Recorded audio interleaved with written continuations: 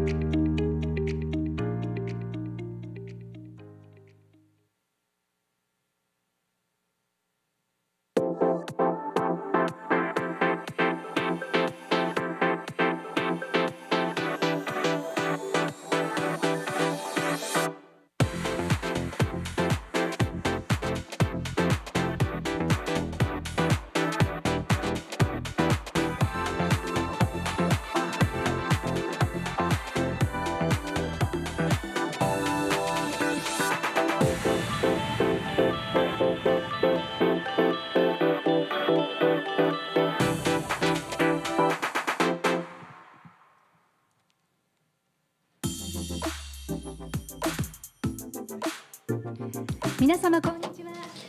Hello everyone. Thank you very much for participating in today's KSAC Demoday Next Pioneering 2025. I also would like to thank everyone watching the live stream on YouTube. My name is Yuki Nagakura and I will be serving as the moderator for today.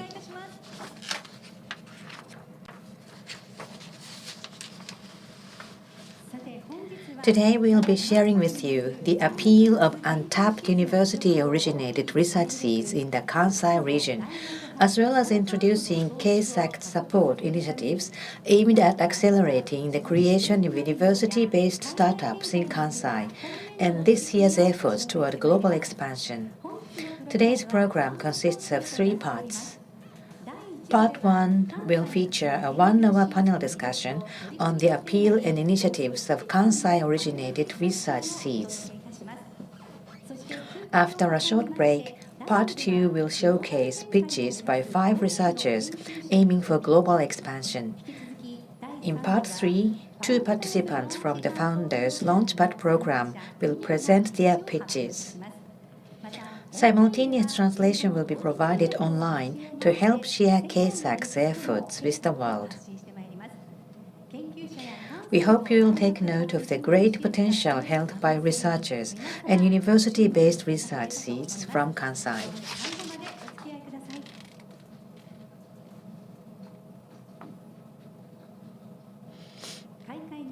Now for opening remarks.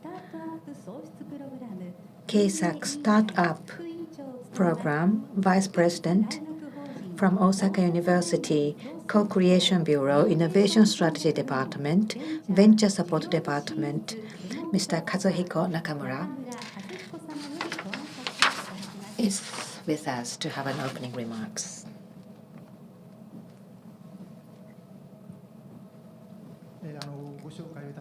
Thank you very much from Osaka University. My name is Nakamura. Today, thank you very much for participating in this event despite your very busy schedule at the end of the fiscal year.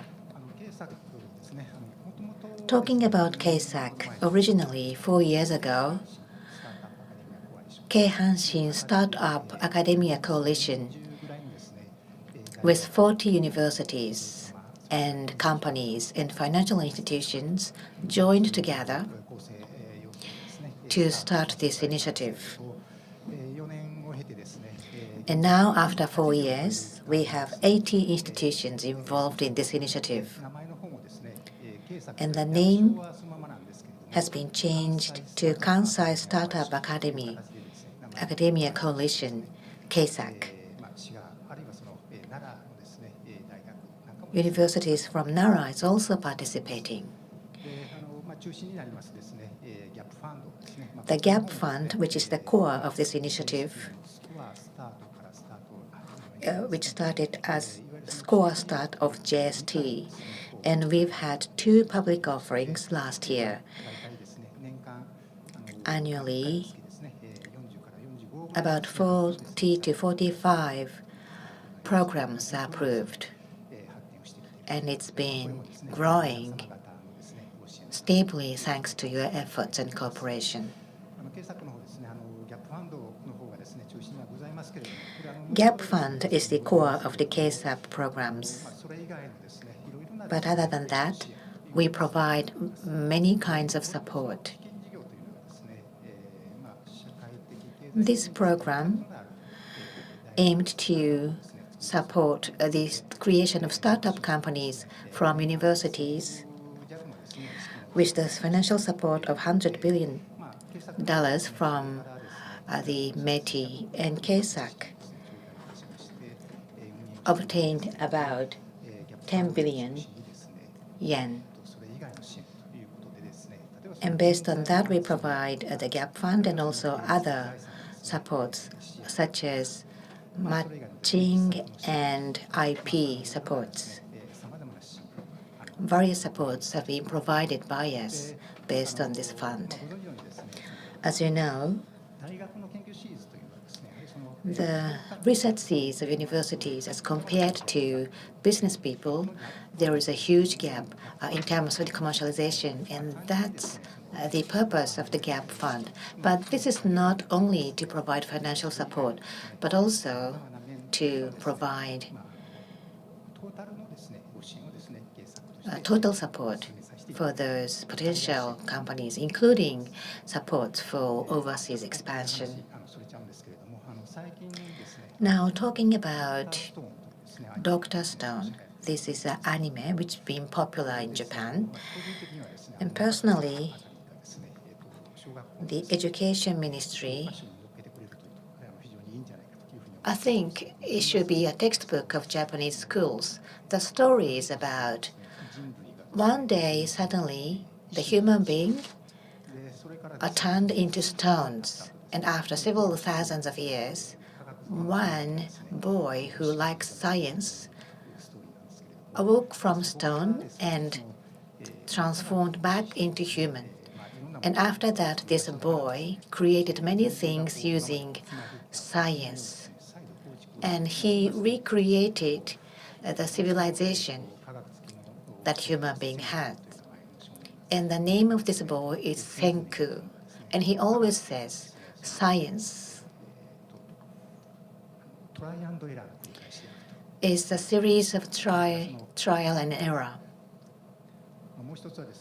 The other thing he often mentions in hypothesis and verification and failures, this is a countless number of trial and error and also hypothesis and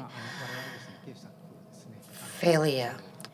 We, KSAC, we would like to support researchers who would like to take on challenges.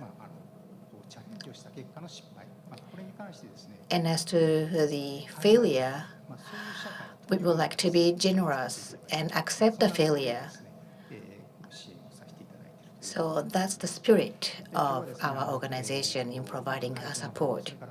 Today, we have events here in this venue and also online. Many people are participating, and I hope to see an active interaction amongst the panelists and participants. And I hope that this event will lead to the creation of big startups into the world. And I also hope that that will bring brighter future for Japanese economy and society.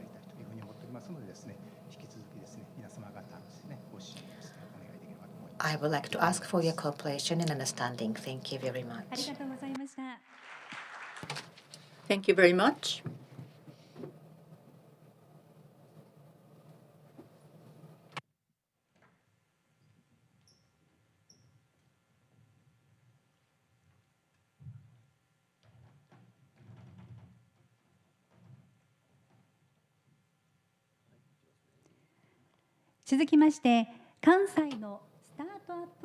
Next, KSAC's initiatives in Kansai Startup Ecosystem will be explained by Ms. Akiko Matsuide, Manager of Startup Support Department of Osaka Business Development Agency.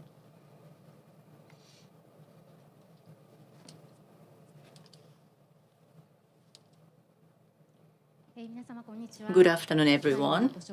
Thank you very much for your introduction. I am Akiko Matsuide from Startup Support Department of Osaka Business Development Agency. Thank you very much for your attendance today. Now, I would like to give you a presentation on the Kansai Startup Academia Coalition, as well as the ecosystem for supporting startups in the Kansai region. So once again, KSAC stands for Kansai Startup Academia Coalition.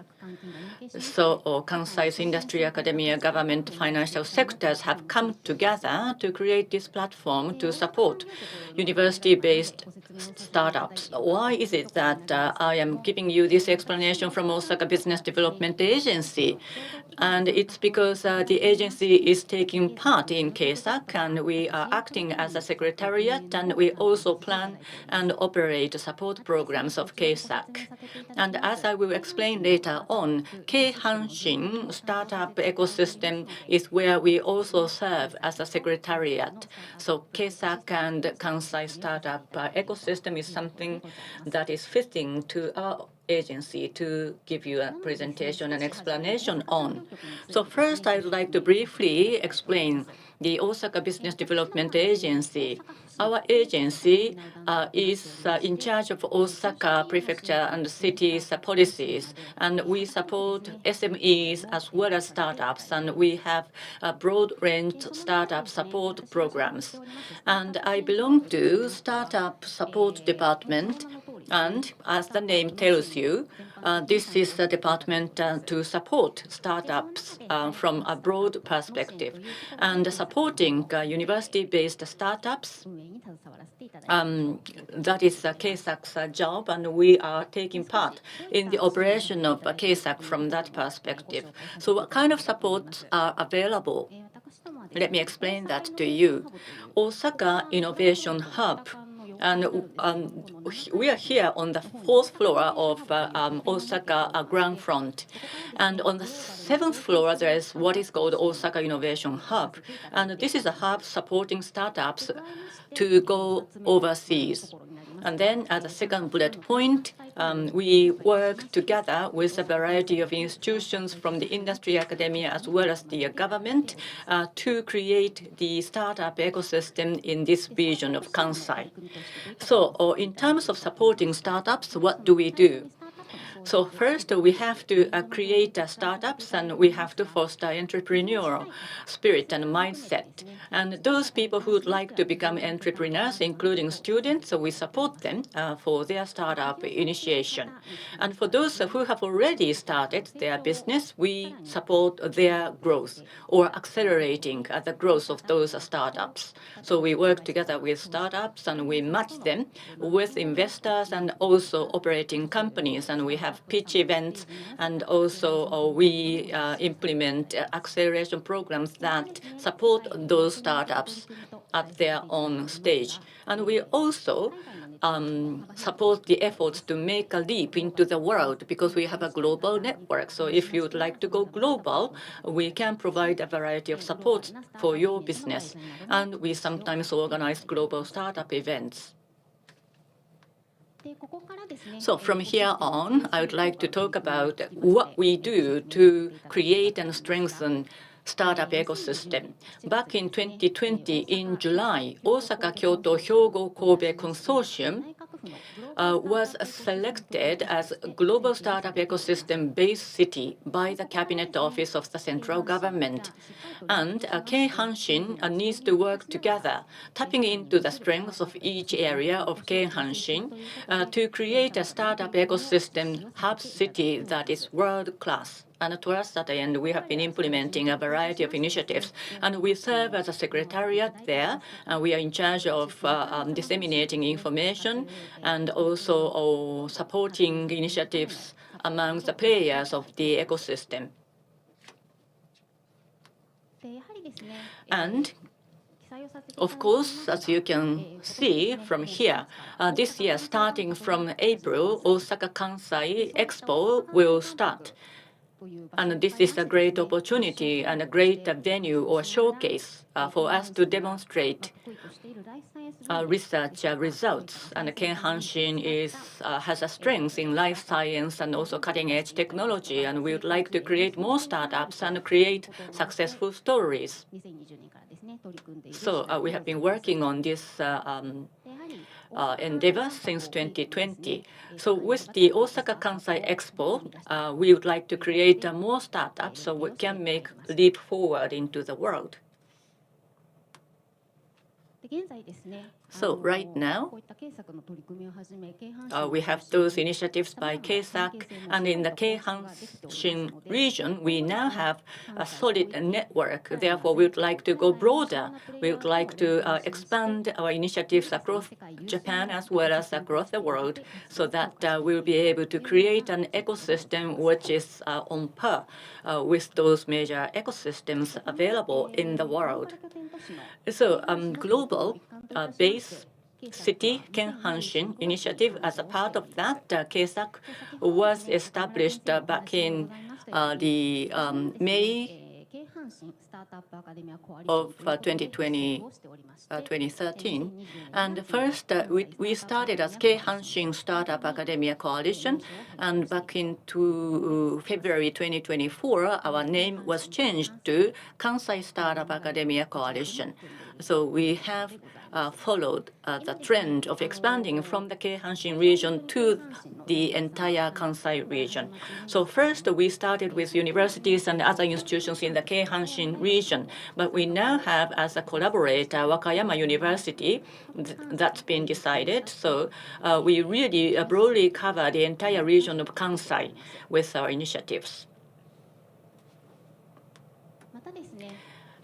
And also in Osaka, Kansai, deep tech startup support is something that we are working in earnest. So KSAC, biotech, robotics, and quantum computing, these are the areas where we have excellent research seeds.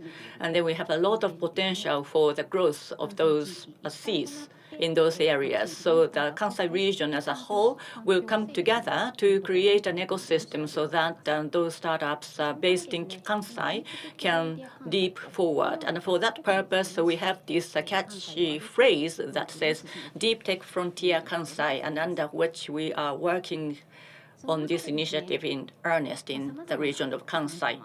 We are working together with a variety of institutions to provide support for startups in their own stage, so that we'll be able to continuously create university-based startups. When it comes to initiatives of KSAC, the university research sees going commercial, and also we are supporting startups in the initial stage. So I think we really play a very important role in this initial stage. And with that in mind, I do hope that you understand that's how KSAC is positioned, and KSAC is playing a very important role with important initiatives. So that is the understanding I hope you will foster today. So after myself, as has been introduced already, we will be able to hear pitch presentations from those researchers, and we will also have the panel discussion discussing the Kansai-based seeds, research seeds. So I'd like to encourage you to stay with us until the end of this event. Thank you very much.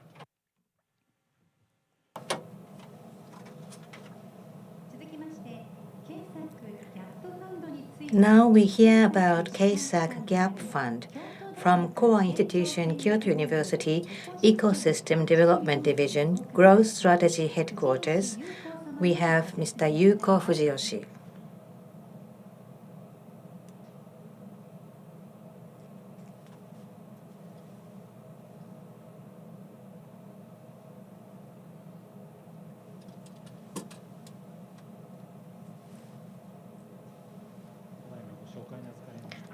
Good afternoon. I'm Fujiyoshi from Kyoto University.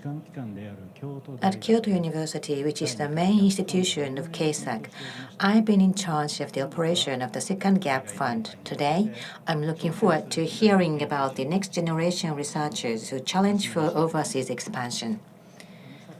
Now that we've heard from Director Matsuide about the overall KSAC activities, I'll briefly talk about the Gap Fund, which is one of the KSAC's major programs. As the second round of the Gap Fund has just come to a close, I'll provide an overview and discuss the support programs being conducted at KSAC.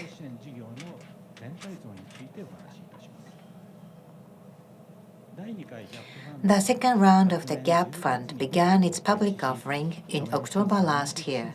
The review process, including a document and interview evaluations, was completed last month.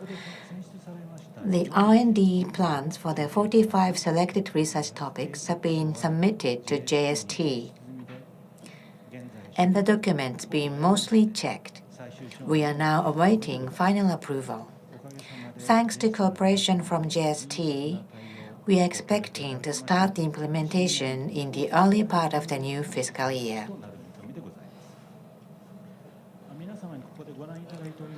Here is a summary of the characteristics of the GAP Fund.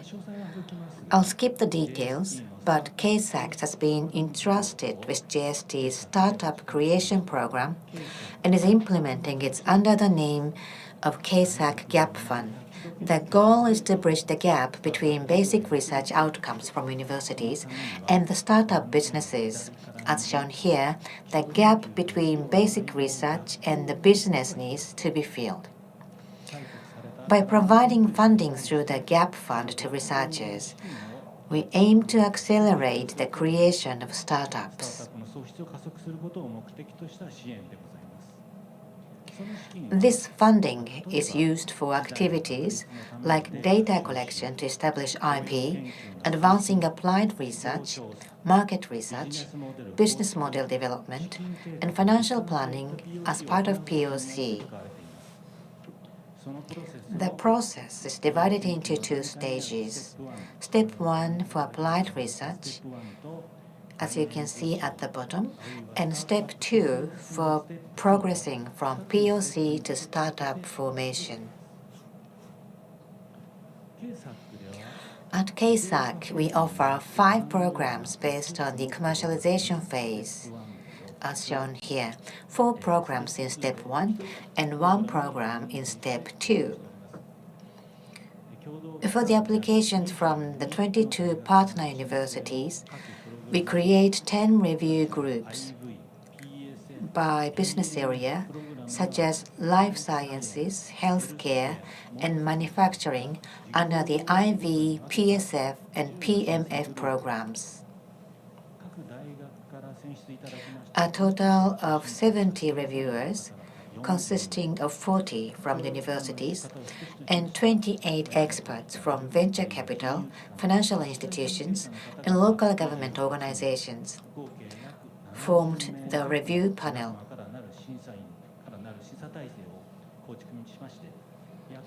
Over a period of about 4 months, we conducted both written and interview evaluations, leading to the selection of 45 projects. Out of 145 applications, about 70 reviewers participated. This project is being advanced as a collaborative effort between the research leaders, the reviewers, the supporting organizations, the university's entrepreneurship support personnel, the contacts at the universities, the secretariat, and all stakeholders involved.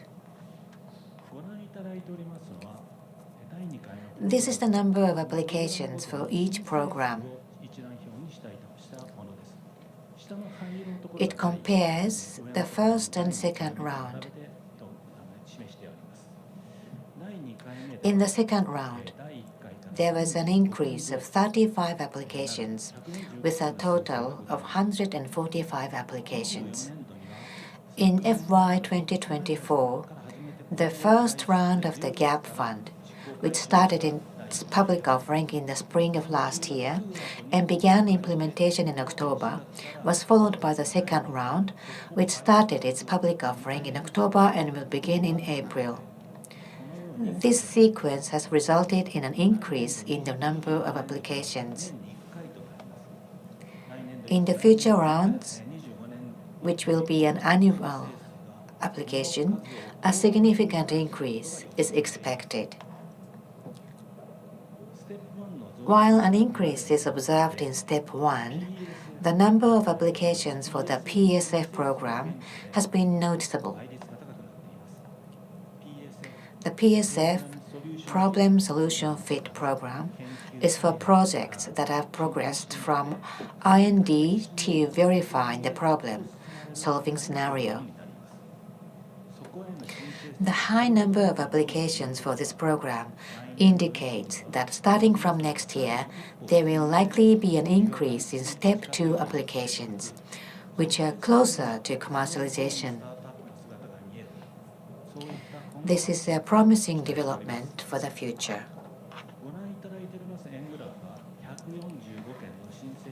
This graph shows 145 applications.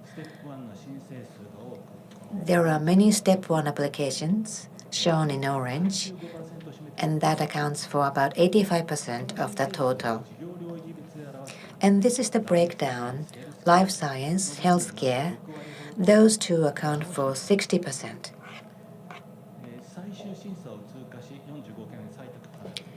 45 program has been selected, as I mentioned. And this is the distribution of those 45 applications. The life science has the biggest number. Now, the GAP fund is primarily a fund. It provides financial support to cover the research and development and business development costs of the research leaders. To make this fund even more effective and ensure it's utilized well, KSAC conducts a wide range of entrepreneurial support activities. What you see here is an overview of the support measures provided by KSAC, tailored to each phase of a commercialization.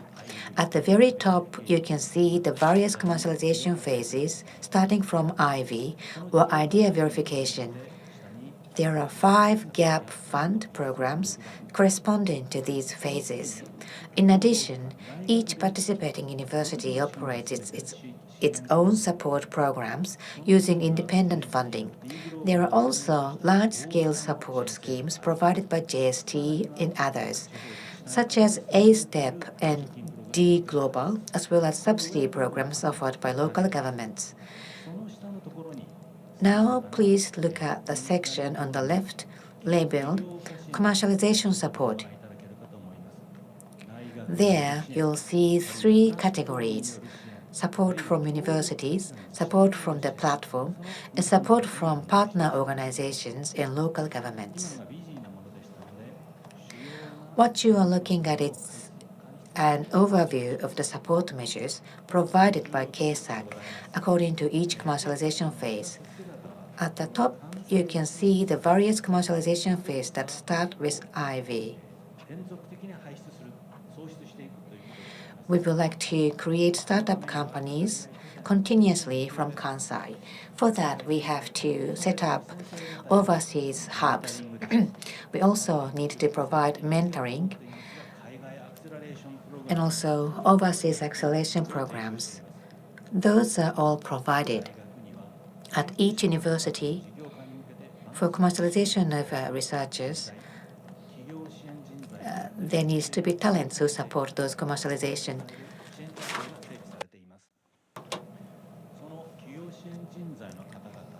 And for those people who are supporting the commercialization, we would like to also provide support. And we also have the Osaka Business Development Agency is conducting study programs. Last Friday,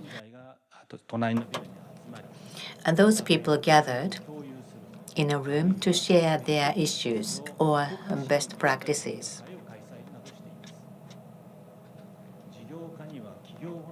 For commercialization, we need to ensure human resources to do the operation, and that is one of the biggest issues. And Osaka Business Development Agency is providing matching event to deal with those issues. For those startup companies from universities, IP is the most important asset. And how to create IP strategies, they can learn from the seminars, and also they can learn about the competitors' IPs, and that kind of analysis services are provided. In creating MVP, protocol needs to be created. The matching with manufacturing companies can also be provided. In order to create startup companies on a continuous basis, Cs need to be identified. The papers by research can be analyzed by using AI to see and find the potential researchers who can start the startup companies. And we are also doing door knock for the researchers. Those support programs, there are 3 kinds. The first type involves the Osaka Industrial Bureau, which serves as the secretariat and leverages its strengths in providing various startup support initiatives. They proactively plan and create platform-based initiatives or visit universities directly to offer support.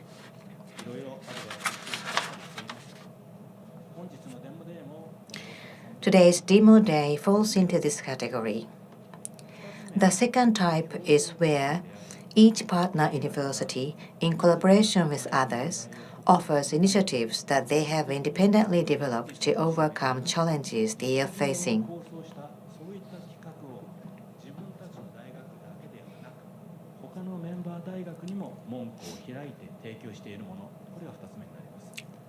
And the third type involves the cooperating organizations, industry, local governments from the Kansai region, local government-related organizations, as well as venture capital and financial institutions that are here today.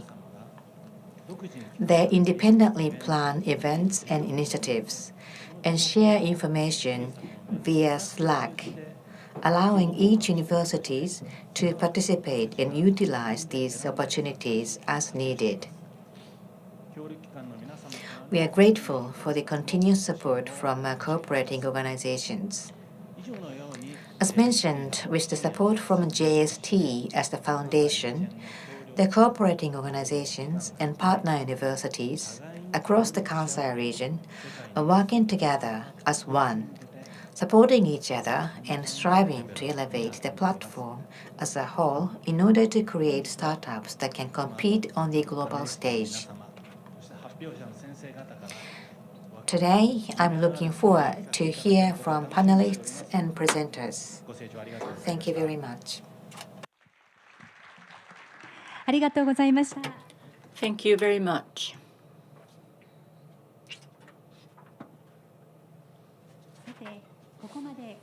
So far, we have heard about KSAC's efforts in the Kansai Startup ecosystem and also the KSAC Gap Fund. In recent years, universities in Japan have been stepping up their support for university-based startups, and some universities are undertaking various initiatives such as collaborating with overseas universities to enhance their support. So from now on, we would like to have key persons from various fields of research seeds originating in Kansai to talk about the appeal of the research seeds in the Kansai region and what they do and what are the challenges we need to address in expanding overseas. Now, let us begin the panel discussion. The moderator as well as the panelists, please come up on stage. Please welcome them with a big round of applause.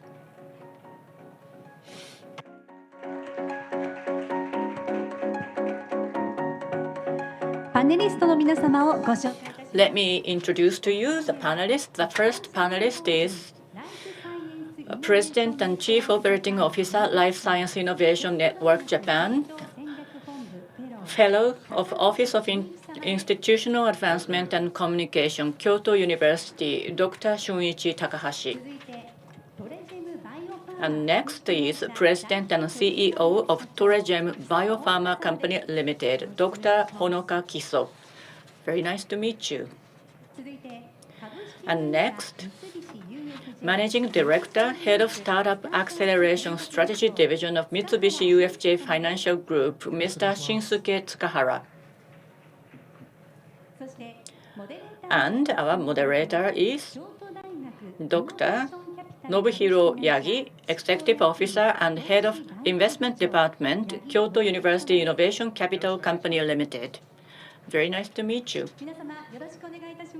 Thank you for coming today. Please take a seat.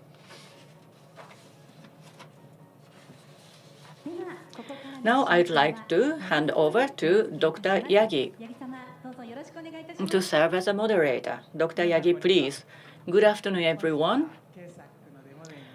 Thank you very much for joining us here at KSAC Demo Day. So from the start, I would like to say that there is a kind of a tense atmosphere. That's too much. So with this atmosphere, you are making the pitch presenters nervous. So Osaka has a kind of a relaxed atmosphere. So let's have relaxing atmosphere here. So let's start. First, what is the purpose of this panel discussion? So all of us are here today. Within the KSAC, there is a collaboration between the industry, academia, government, and the financial institutions. We didn't hear from the public office, but then we now have the panelists from the academia, the financial institution, as well as the private sector, to talk about how can we create a global startup ecosystem here that is comparable and on par with such sites overseas. We have around 60 minutes to have this panel discussion. So I would like to ask each one of the panelists to introduce themselves, what they do, spending around 3 minutes each. Or you don't have to really stick to 3 minutes, but let's hear from each one of you about your background. So starting from Takahashi-san? Yes. So once again, I am Takahashi from LinkJ. So LinkJ, I'm sure you or many of you are familiar with this. It is the non-profit organization in the area of life science in Japan to create the ecosystem for life science. That is the purpose of LinkJ. I worked for a pharma company for a long time. And open innovation was actually coined by myself for the first time in Japan in the pharma industry. So I have been involved in the initiatives to connect the industry, academia, and the government for a long time. That's why I guess I have been invited today as a panelist. Very nice to meet you. So now, Dr. Kiso, please. Good afternoon, everyone. I am President and CEO from Tourism Biopharma. My name is Kiso. I was working as a dentist at the oral and maxillofacial surgery at the University of Kyoto. And under Dr. Takahashi, I have been working, but then Dr. Takahashi found an antibody that is to regenerate the tooth. And then we were able to get Kyoto University venture support from the incubation program. And back in 2020, we founded this company. And then we had a requirement to have researchers to work together for this. And I raised my hand, and that's why I am working as president and CEO. So we are in the 5th year this year. And since autumn of last year, we actually went into a phase 1 clinical study, and we are well on track thanks to your support. And this month, J Startup, we have been selected for that, so we have been very much on track. But then, of course, there is a lot more to be done. So I'd like to continue working on this. Thank you very much. Have you heard that? Tooth regeneration. Tooth. So tooth regeneration is going to be made possible for human beings. So that's something we will discuss more in details later on. Mr. Tsukahara, please. So I am head of Startup Acceleration Strategy Division of MUFG. At MUFG, starting from this fiscal year, we started the new midterm business plan, in which startup support is considered and positioned to be a very important policy. So we now have this new division, which is the Startup Acceleration Strategy Division, which is located within the holdings company. Within the group, we have banks, we have securities companies, and we have VC and CVC. And we would like to come together to have the operation of startup acceleration. So what are the strengths of MUFG? So I think broadly speaking, there are 3. Number 1, as I said, we have the group-wide strengths, and we have a very well-balanced group. The second one is we are global, and especially securities. Morgan Stanley, we have a joint venture with Morgan Stanley. Therefore, overseas investors, we can invite them to come to Japan to support the unicorns. So we have the strengths there. So we are global. That's the second.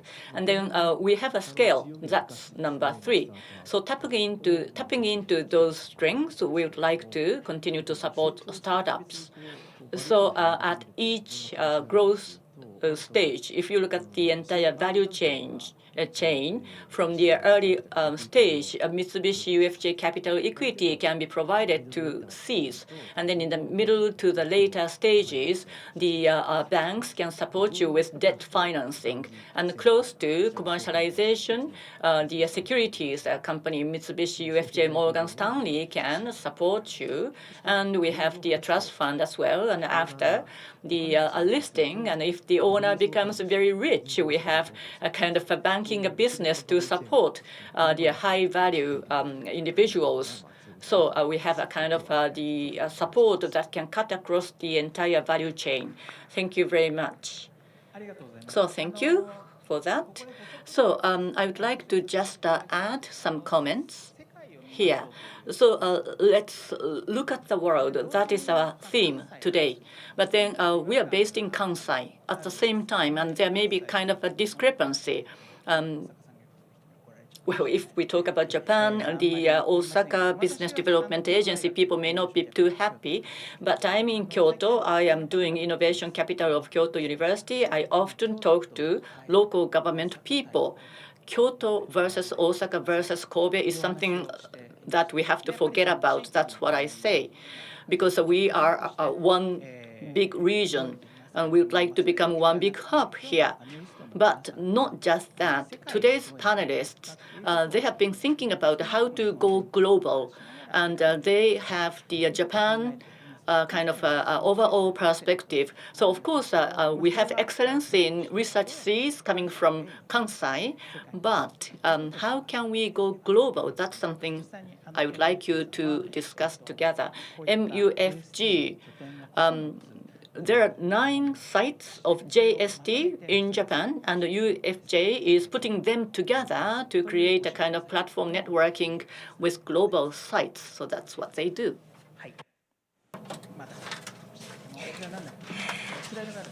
So we have a slide here. What do you think this is? If you are based in Osaka, I think you know these buildings. This is Doshomachi area. Today we are going to focus on life science, and this is the picture of Dosho-yaku area. Tanabe-seiyaku and Shinno building are located, and this town started with Chinese herbal medicine, and then after that they became very competitive as pharmaceutical companies like Takeda Pharmaceuticals. And Japan in the world are one of the countries which are capable of producing medicine. Germany, the US, Switzerland, and Japan, and maybe France. Those are the only countries which are capable of producing medicine, and Japan is one of them. But it's not that we are producing a lot of new medicine. If you look at Osaka, if you walk around the Doshomachi area, it's not that there are many people, because all of those headquarters of pharmaceutical companies go out to Tokyo. So the issue or question here is how we can revitalize Kansai or Osaka economy. On the other hand, if you look around in Kansai region, there are many global companies which developed into global companies. This is a list provided by the Osaka Business Development Agency. There are many major companies, Panasonic, Nissin Food. It's well known around the world. And as next generation industry, as you can see, there are many pharmaceutical companies. And in terms of next generation company, we have Iwatani Industries. It's been famous, well known for its hydrogen business. In Kyoto, we have Shimazu. They are collaborating with many universities, and JS USA has been also created, and they transformed itself depending on the time. So there are many companies taking risk to develop into global companies. So from now on, how we can create those big companies in the future, I would like to talk about three things. Number one,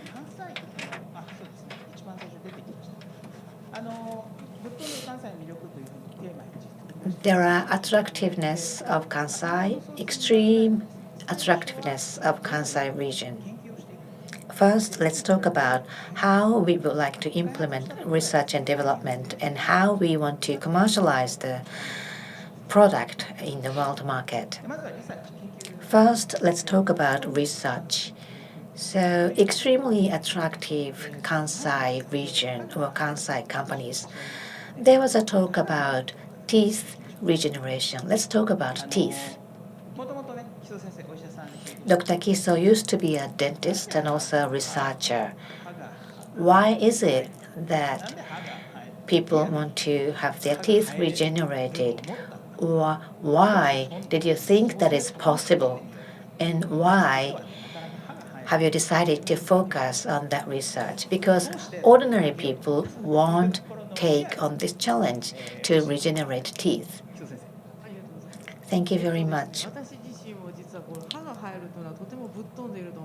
I think it was a very surprising idea to regenerate teeth. And Dr. Takahashi is a dentist in Osaka region. And I myself, and I'm working under him, and as a trainee doctor, I joined Kyoto University Hospital, and then I joined graduate school. So my wish back then or now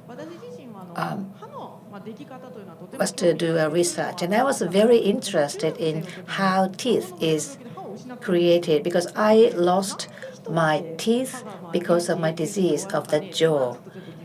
So I was wondering why we have permanent teeth only because those sharks can regenerate their teeth, but human being cannot.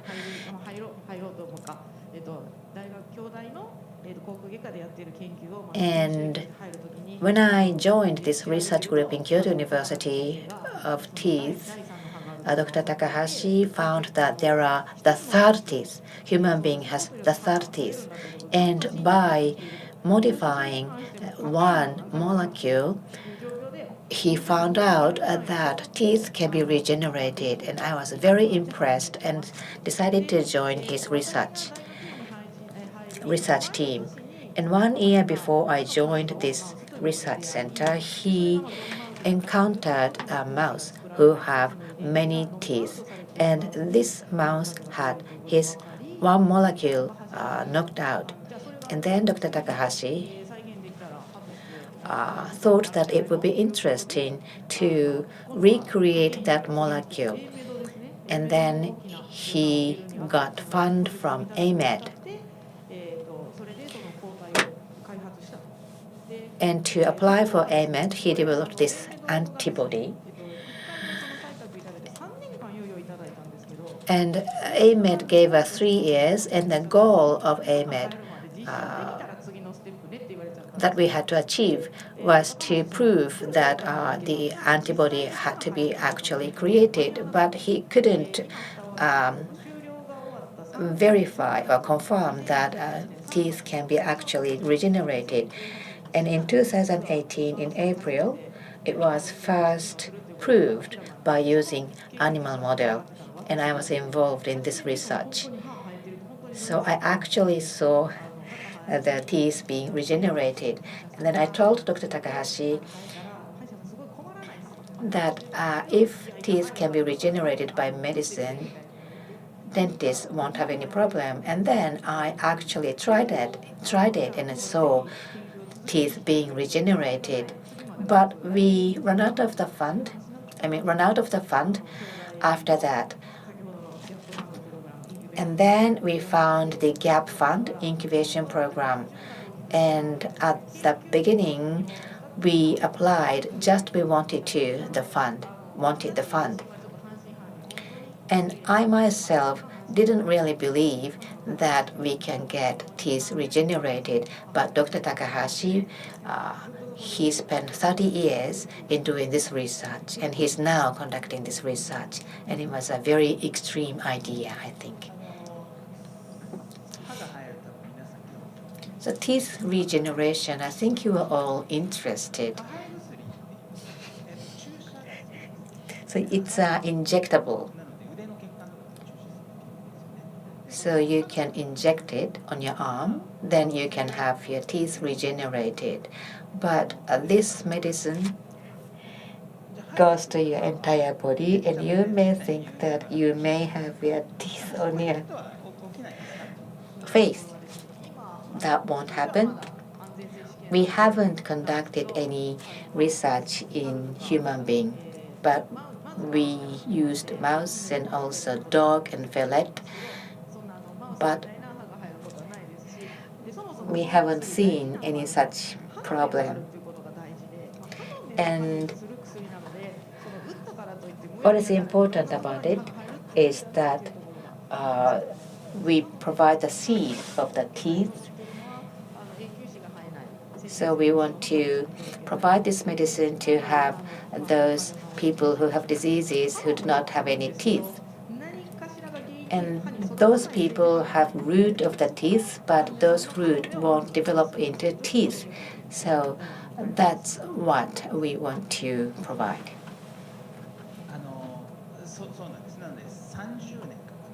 So it took 30 years to develop this medicine. And there are 3. So there are, in the case of the permanent teeth, there are 32 teeth.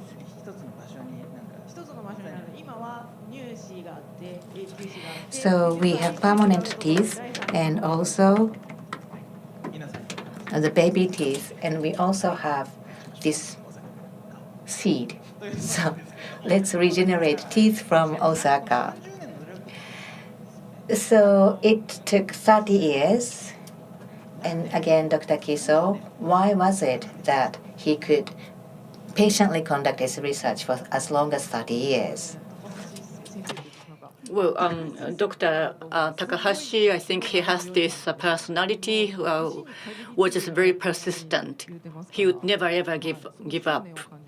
So he has this really strong passion, sticky passion.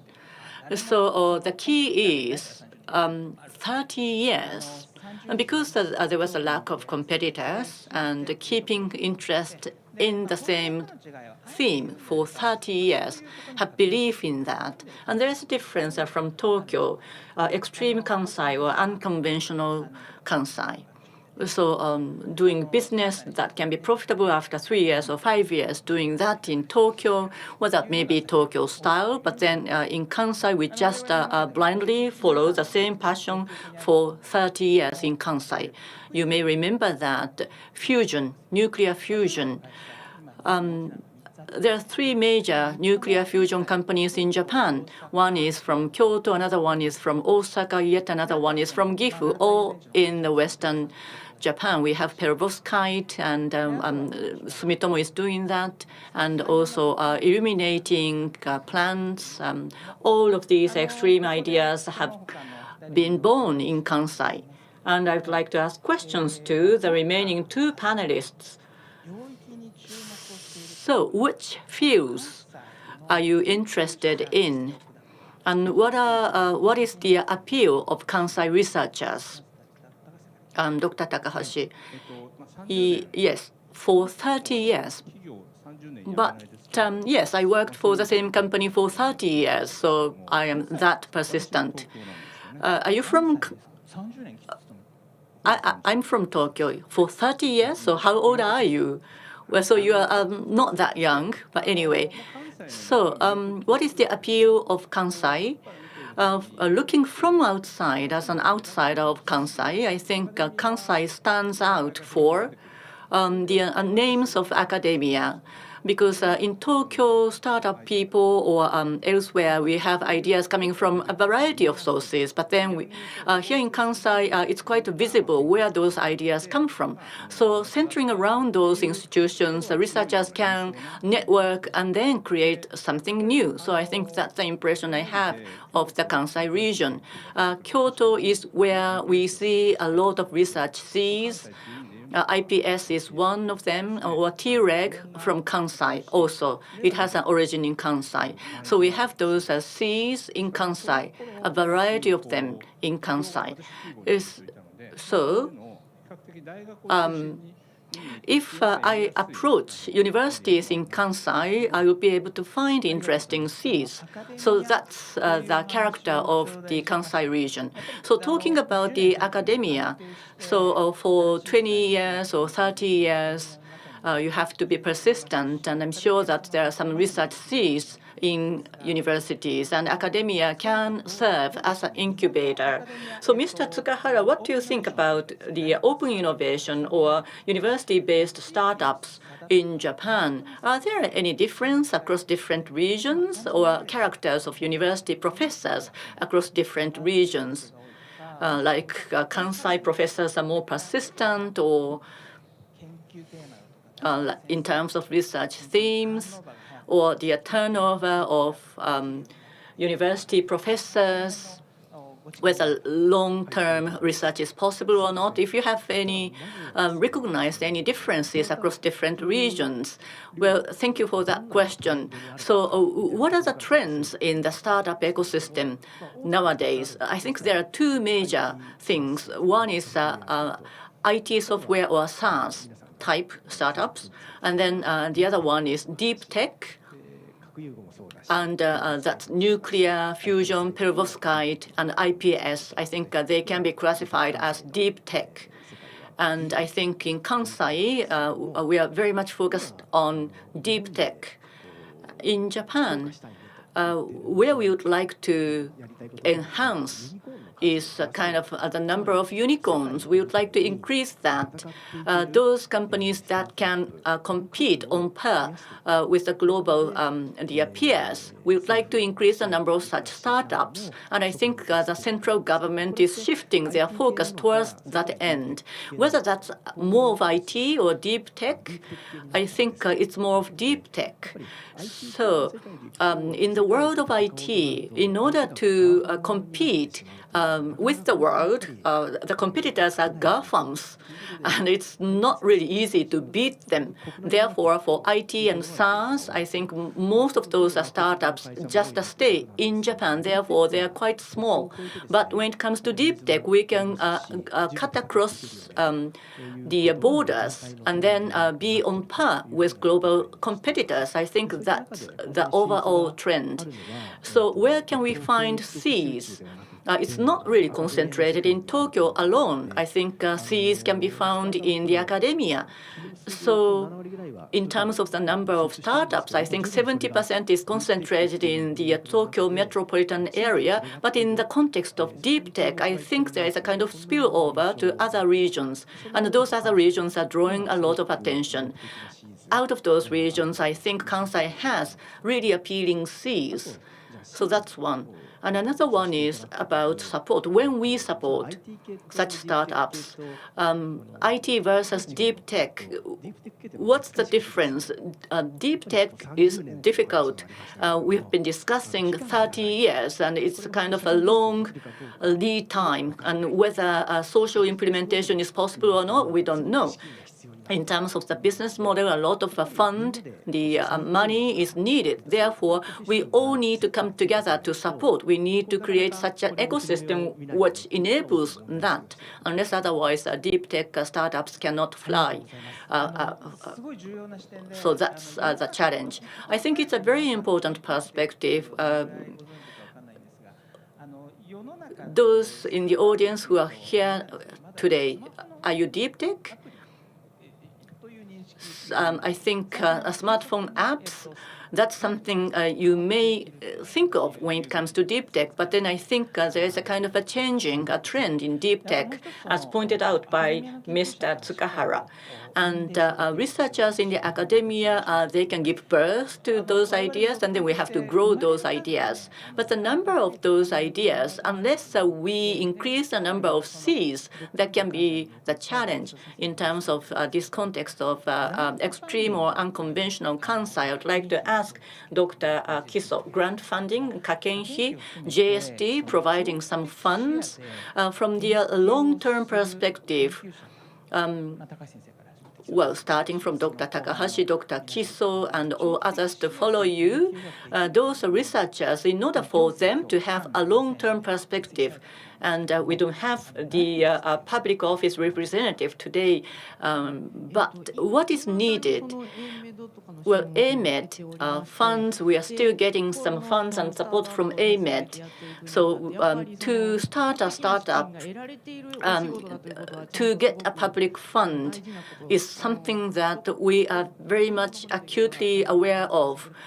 So we are supported by the central government with the grant, and that is very important to demonstrate. But at the same time, the fund is short, because we are doing antibody, so every year we need fresh money. So AMED, I think AMED itself, is it supported by businesses, have startups to generate some profit, or working with companies? Unless AMED demonstrate such track record, I think the AMED itself cannot be supported. So I think researchers, of course, need to get public fund, and then they have to accumulate data like I have done on a very steady basis. And sometimes money is in short, or we probably have to wait for another round of finance. So as long as we believe in the research seeds, we can talk to a university, for instance, so that we can actually work towards commercialization ourselves. So that can be another option. Can I say something out of the context? Talking about GAFA, and the GAFAs are the winners. But in life science, those startups that are trying to do drug discovery, I think a lot of startups, they are increasing in the past 10 years doing the drug discovery seeds in the area of oncology, regenerative medicine, as well as antibody medicine. And antibody is a kind of a platform. Therefore, those platforms have already been worked on by others, and that can be a difficulty. And for those ones, the clinical trial can be smaller scale, and it's easier to get the first approval because there are a lot of unmet medical needs. Now, what is the strength of Japan? In the past, the synthesis was the area where Japan is strong, and then followed by small molecules. And those two created the foundation of Japanese pharmaceutical industry. And then the platform, it was difficult for them to turn them into platform. That's why we are now having difficult time.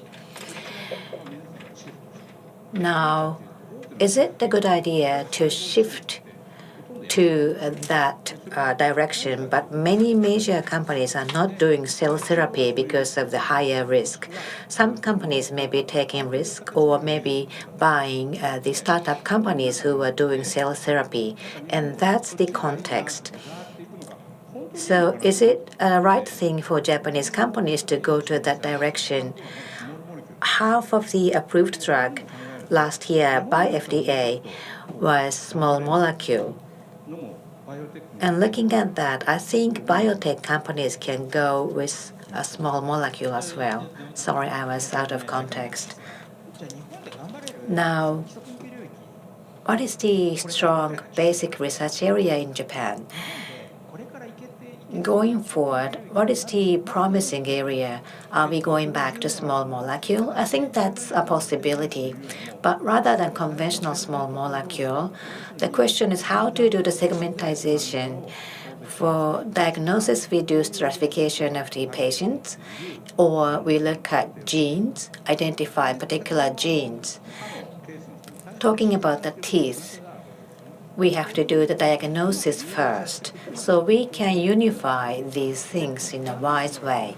So it's not that antibody and biologics are bad, but rather we have to look at variety of things, and we have to have variety of things on our list. Thank you very much. Next, let's move on to the next topic. Now the question is how we can grow the findings. I would like to ask Takahashi-san from the perspective of researchers. First, you have the hypothesis and you have to have motivation. And I think you can keep making efforts because you are interested. And public fund is there. And there is another thing now. That is, there was a KSAC grant framework. We have to see if those things are all really beneficial for the human being. And then we have to look at the issue of whether they can really develop those seeds into products. Now, Dr. Takahashi, I would like to ask you, Dr. Kiso, the example, let's talk about how example, regeneration of teeth. There was a basic findings, and soon you are going to start the clinical trial in Japan. And on the other hand, there are many people who are using implants. Now, how can you shift the world from the world of implants to the world of regeneration? That's a very difficult question. This is a very interesting research, and as an industry, how we can support this kind of research. Japanese pharmaceutical companies or pharmaceutical companies in general, the oral medicine or dental medicine, there are only a limited number of companies who are doing research in those areas. Therefore, those limited number of companies need to have interest for those research to grow. So how we can draw interest of those pharmaceutical companies? Those companies have to have knowledge in this area to go through from the approval to commercialization. Otherwise, those companies cannot fully utilize this idea. Now, many companies are conducting investigator-led studies to develop the idea into products. So rather than depending on commercialization, they utilize the community of universities or patient association. That kind of ecosystem are very important.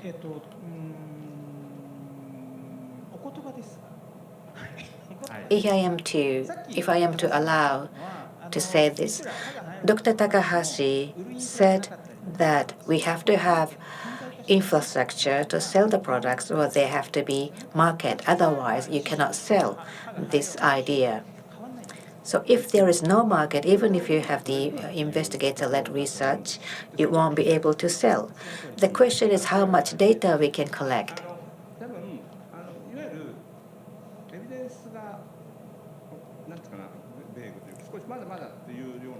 When the evidence is not enough, it's difficult to draw interest from pharmaceutical companies. And if that's the situation, by using public funding, we have to develop evidence. Because clinical POC-like thing have to be there. And for that, we need to have certain level of evidence. That's correct. What I know now is that pharmaceutical companies are not interested in research seeds. They become interested after phase 1 or phase 2 after POC. But we are not that cold as a pharmaceutical company, former pharmaceutical employees. We are interested as pharmaceutical companies, but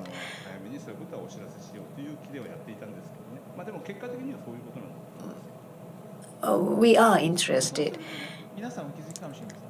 So as you know, there is no answer because there is no good connection between the universities and pharmaceutical companies. The idea is extremely good and the market is there, but even if those researchers create startup companies, they run out of fund and go under. So there we have to come up with good idea to keep the seeds alive. There are big companies and banks and unlisted companies.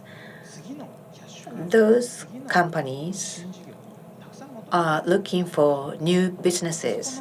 There is a high demand of new businesses, and you have seeds, but those established companies are not able to buy those seeds because of lack of evidence. So let's say that those smaller companies buy that seed of regeneration of teeth. So what makes companies to what makes those companies to be interested in taking risks? There is no one particular thing or answer for that. But recently, we had this event. So let me share the result of this event because that was very fruitful. With Toyota company, we had this event. We conducted this event. As you know, auto industry have tier 1, tier 2, tier 3, and tier 4. That is a structure of automobile industry. Toyota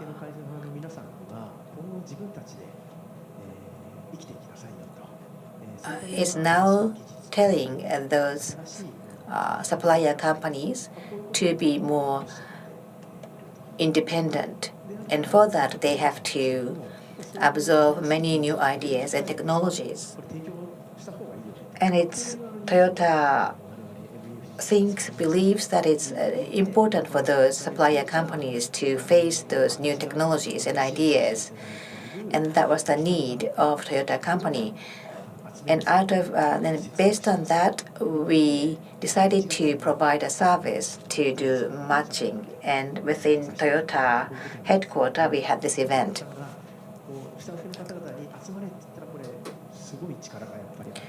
And Toyota is very powerful of gathering many companies, and 1,800 people gathered for this event. And 65 startup companies were also invited by us to join this event. I thought that it would take longer period, but it took only 2 weeks to gather 65 companies. AI, space, and logistic automation, and new materials, and carbon neutral. These are the 5 themes, and relevant startups were connected with Toyota. And then that event was very well accepted. And startup people who took part in that, and the event lasted for 6 hours, and 75 business negotiations came to fruition. So they were very happy. So that was a very great opportunity for them to network.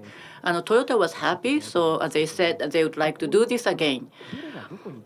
So what works for which part, we wouldn't know. But then if you are serious, and if you have some needs, and if you connect those people, then you can see very good synergy effects, which we haven't really seen in the past. So that's a kind of a lesson learned.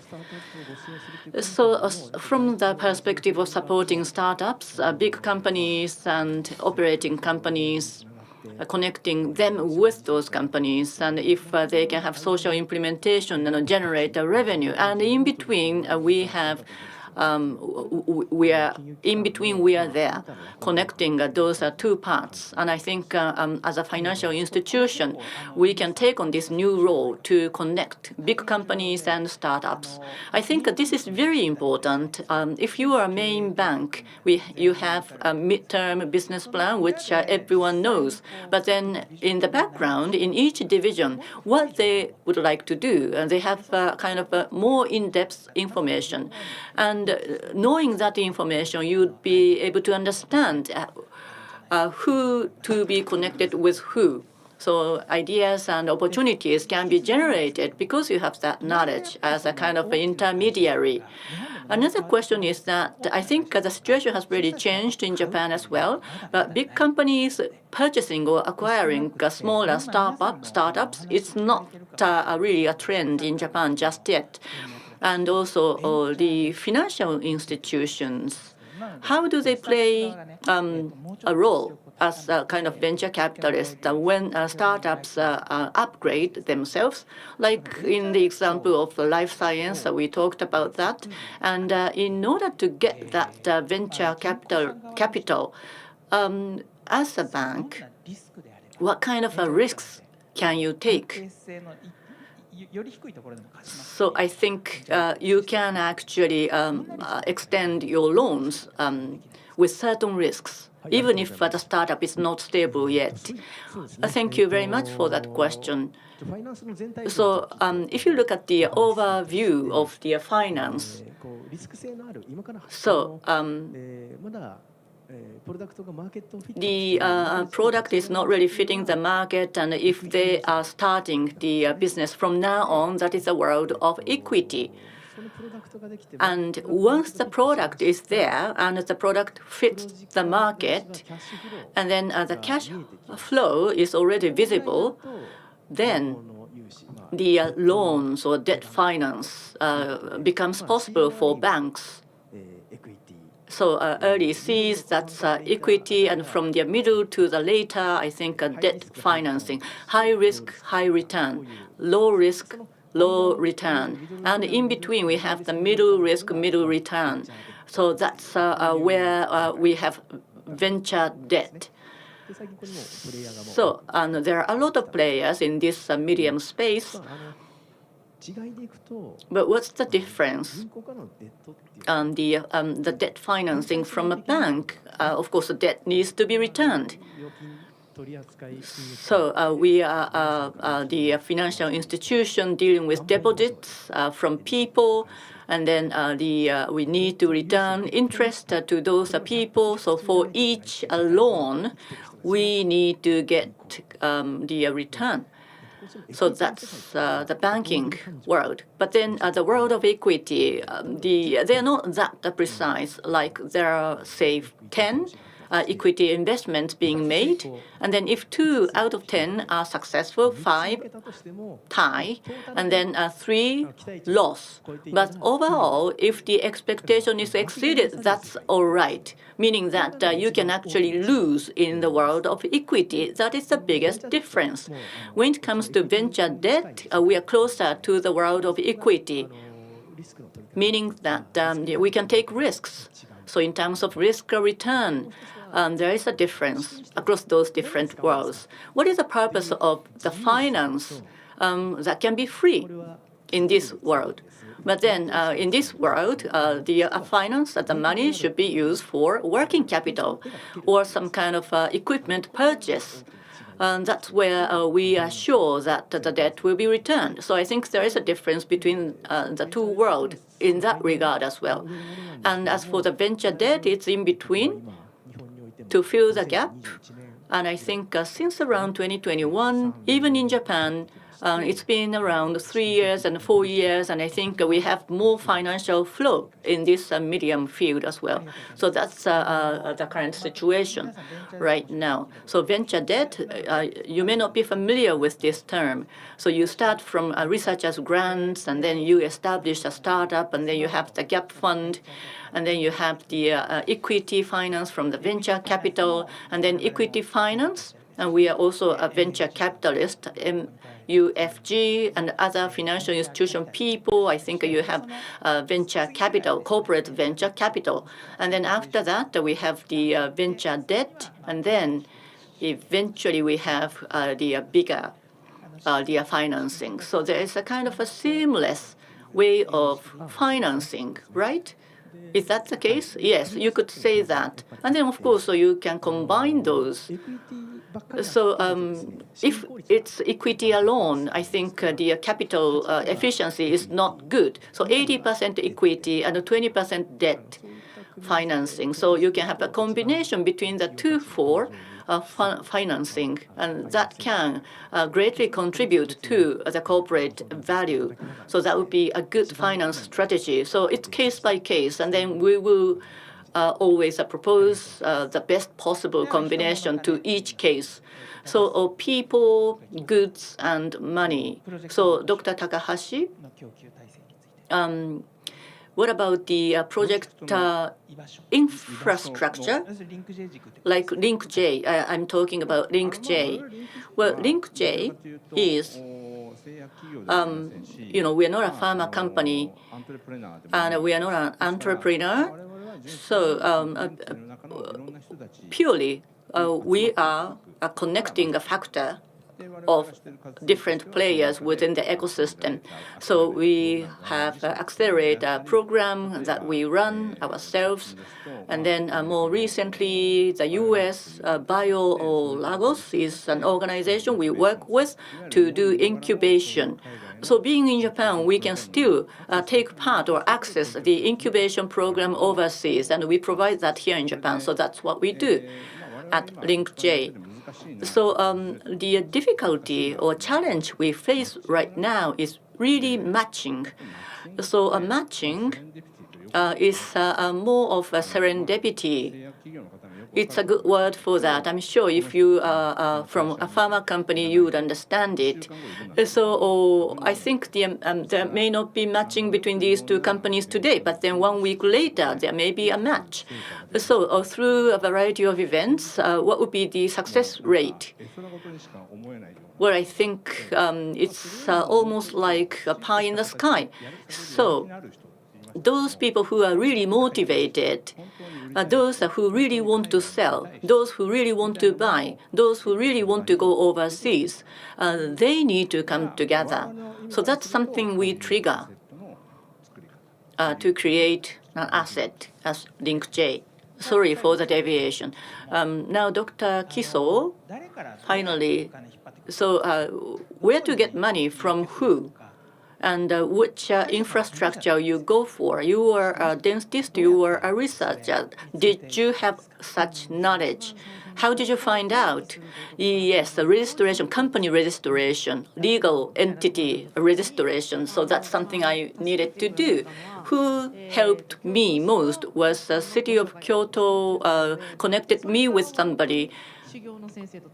And then I started to work with experts like lawyers and also accountants. And I started work with those experts and then expanded the network. But then I still do not know who to ask about what. So I approach a person. Well, maybe it's not you, I always say, but then they are also kind, so they always connect me with the right person. So that's how I have really gone about it. And related to that, I've seen many startup companies. For example, some companies successfully went overseas. And those companies had this wish from the beginning. And all of those startup companies who are successful are supported by many people, like local governments are supporting them. But if they are obsessed too much with those support, they may miss opportunities, because there are things that they can find just by trying. I think you're right. We welcome people who do not know anything. because many university professors do not have much knowledge about startup companies. And it's a big problem if they are biased. So I think it's okay to depend on us. So those university professors can depend on us. But I hope that they don't go to wrong person. We are now running out of time, but let's go to the third topic. The third topic from Kansai to the global market. First in human will start soon. So let's say that we can now have this product. So we now want to go to the global market with this medicine to regenerate teeth. So in order to go to global market, we need global people and global fund. Let's talk about money first. When we have promising startup company in Japan, and if this startup company want to go global, as a financial institutions, what kind of options do you have? What kind of options would you offer?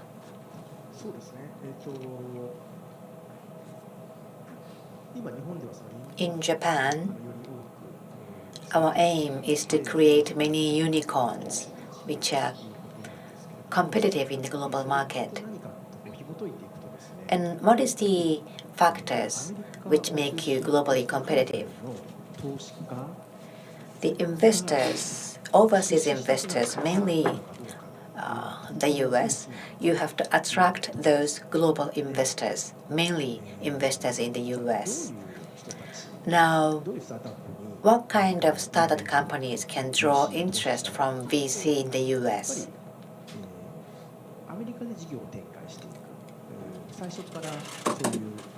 You want to do business in the US, and you have to have business plan, global business plan, and you have to have teams. The members in your team which have global views, that is very important. For example, Korea and France, those countries are doing very well. And for those countries, American investors are increasing their investment, and the number of unicorn is increasing in those countries. So we would like to see greater number in Japan as well. But there is a difficulty particular to Japan. When I talk to people from academia, they often say that academia and money making are two different things. They say that they are not doing their research to make money. That's the culture of Japan. And this is very similar to child rearing, but we do not want to cause any problem to other people. That's also a very good culture of Japan, but this also means that you shouldn't fail. And especially bankers, they are not allowed to make any failure. So in the area of startup, that is not a very favorable culture, and this can be a handicap, and that's something we have to overcome.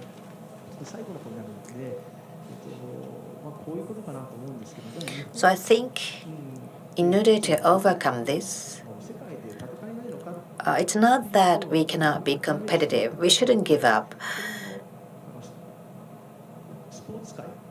If you look at the sports world, there are many successful people.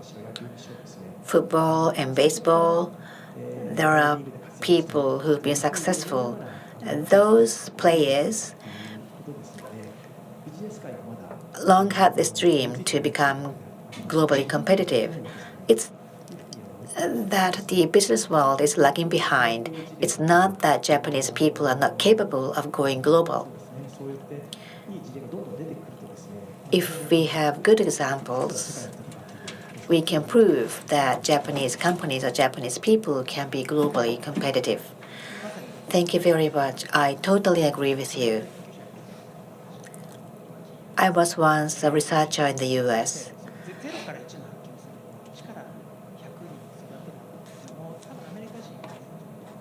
Japanese people are good at growing from 0 to 1 or 1 to 100. If we set the goal, the global goal, I think we can nurture many good talents. Dr. Takahashi, you've been worked for global company for a very long time.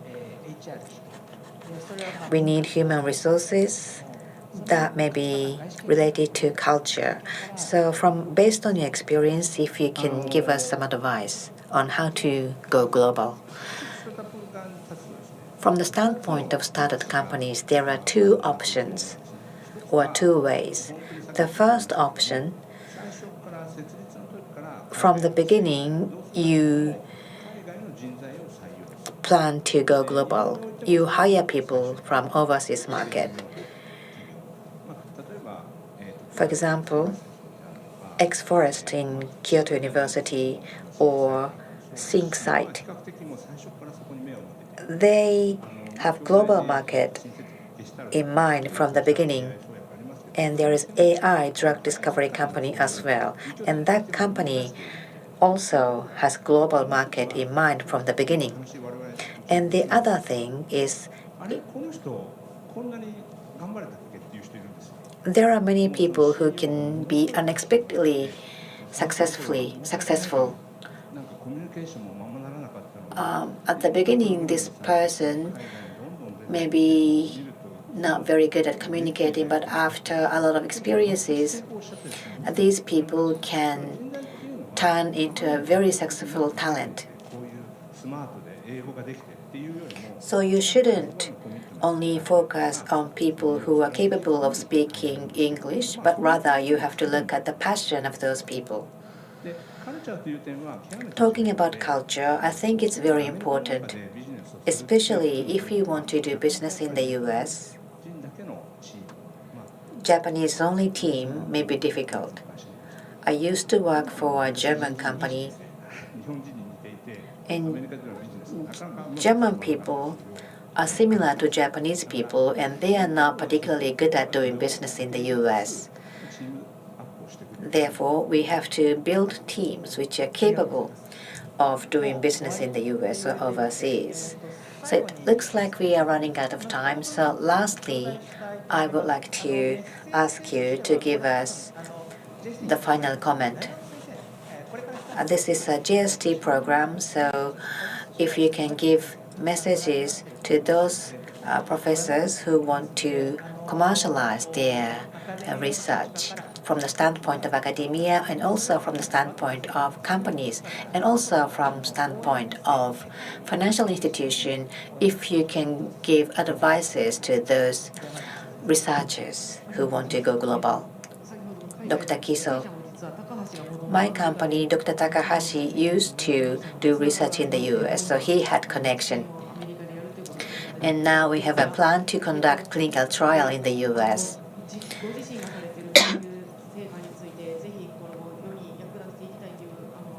If you have this wish to commercialize your research,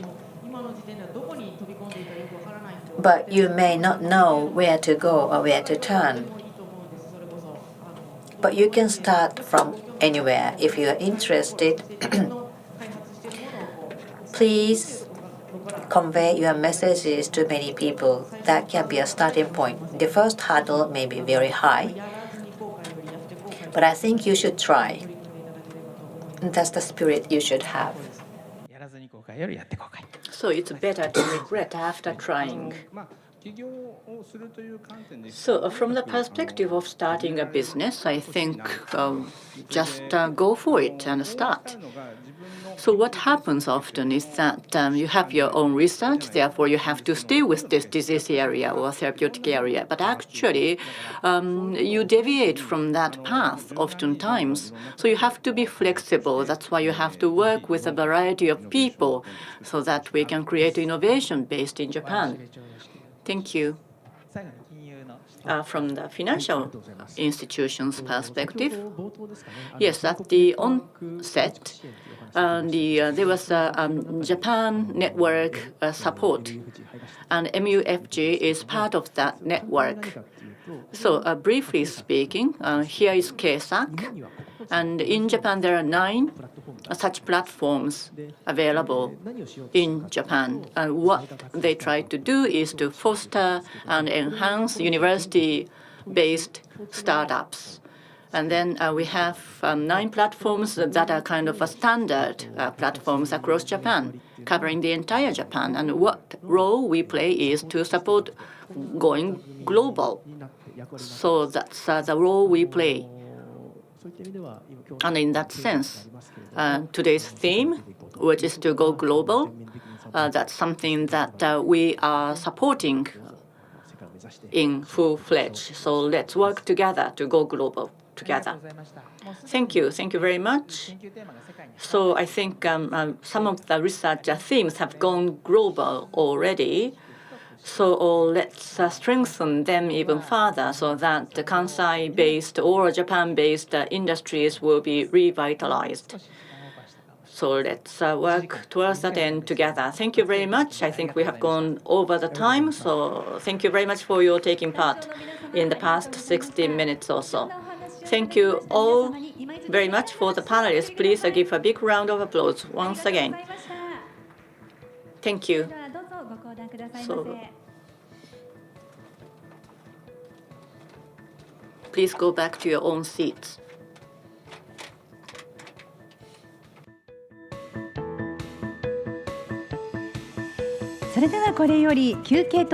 So from now on, we will take a break.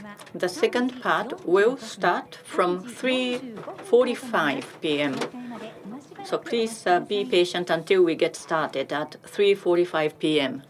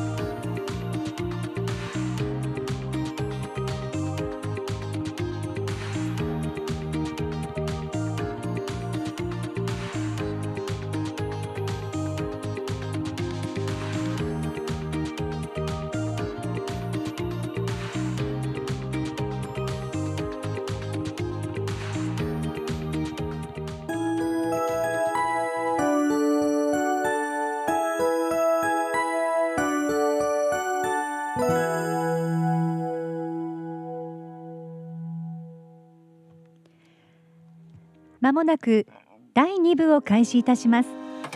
We will start the second part of today's event, so please be back in your seat.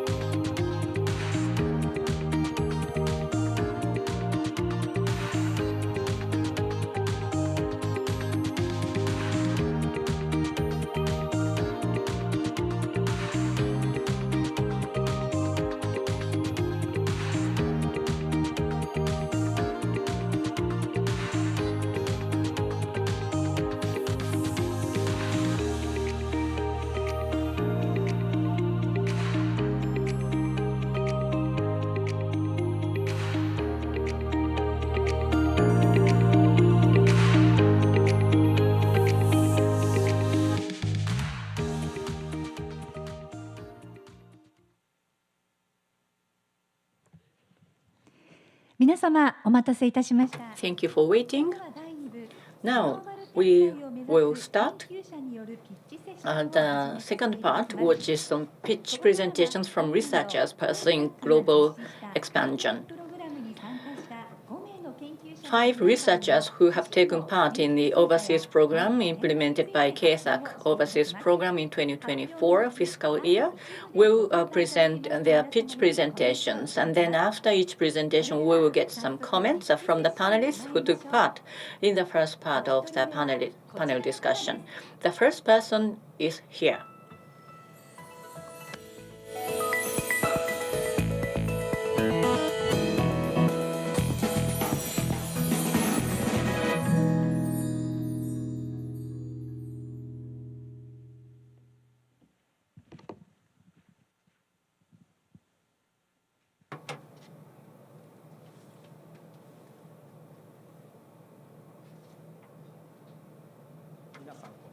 Good afternoon, everyone. I am Ono from Osaka University. Today I would like to talk about how to promote manufacturing using AI and robots, and how can we create a Japan-style or Kansai-style system. As you may be aware of this, material or chemical science, in R&D, in either of those fields, AI has played a very important role. And last year's Nobel Prize in Physics was granted for foundational discoveries in neural networking, and for a Nobel Prize last year in chemistry was granted to the AI modeling. So in basic research, the role played by AI has really increased. So what's next? It's easy to imagine. So in the past, it was a virtual way of using AI, but how can we use AI in the real world, close to our lives, to develop new materials or for research purposes? So from AI, robot should be used in the real world, and I think there will be a lot of research to develop such autonomous experimental system. So Nature carried this article among 7 topics to be focused on, and one of them, or at the top, was the autonomous experimental system. There is a lot of research going on. Liverpool University in the left, and in the middle is the US group coming up with those huge systems of manufacturing. So what about here in Japan? Can we apply those systems for Japanese manufacturing? As of now, there are some challenges to be overcome. So one is that these systems occupy a large space, and then there may be a large space, but then they are really focusing on some simple operations or one experiment, and they cannot be used for a variety of applications. And I think they are trying to replace just simple operations. But then with our technology, so we would like to create something that is very compact and modularized. And what's very important is a system that utilizes the tacit knowledge of experts. So that is a kind of autonomous experimental system using AI and robotics. Such an autonomous system is different from the traditional system, replacing the traditional system with AI and robots. And there are still a lot of challenges. One is that those commercialized ones are very, very expensive. So for young researchers or small to medium-sized enterprises, they are too expensive. They can't really buy them. And if you think about manufacturing in Japan, especially thinking about developing new materials, those operations are not simple operations that can be simply replaced by robots. That's our belief. We need to have skills of skilled workers and also hints, and those need to be learned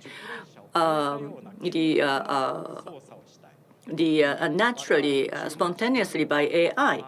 And mixing is one thing that we are focusing on.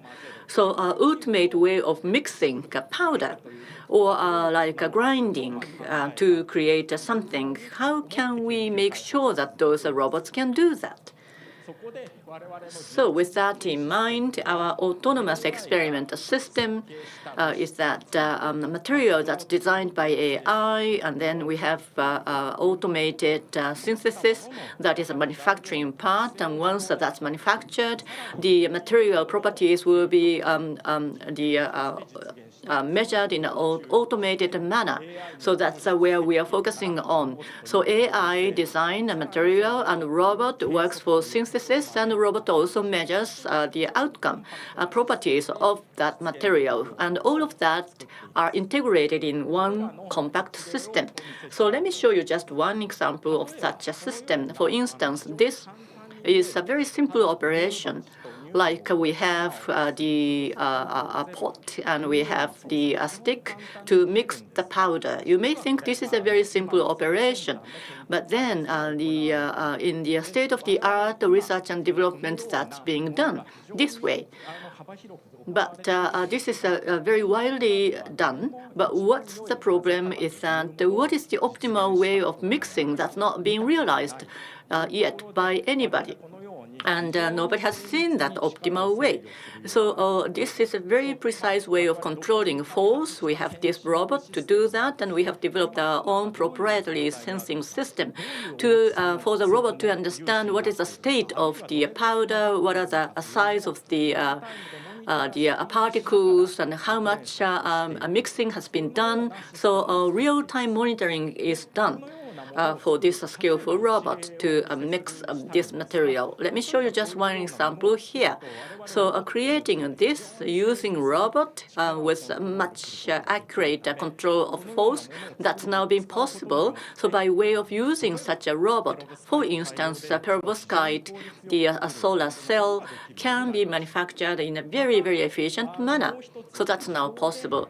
Another one is the automated measurement. So this is done manually now. For instance, moving a thing from one place to another, when it's a powder, to accurately measure that or to create a sample in a very accurate manner, that has been a challenge. Therefore, a compact system that's been developed already, your lab may have a system already, and this system can be added on top of your existing system, covering everything from designing, measurement, and also analysis, all in one.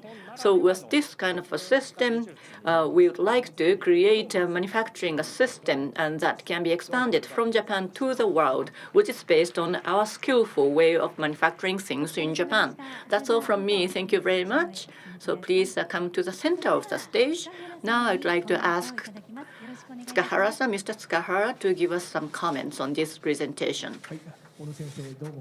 Professor Ono, thank you very much. That was a wonderful presentation. I'm Tsukahara from MUFG. So from my side, I have one question.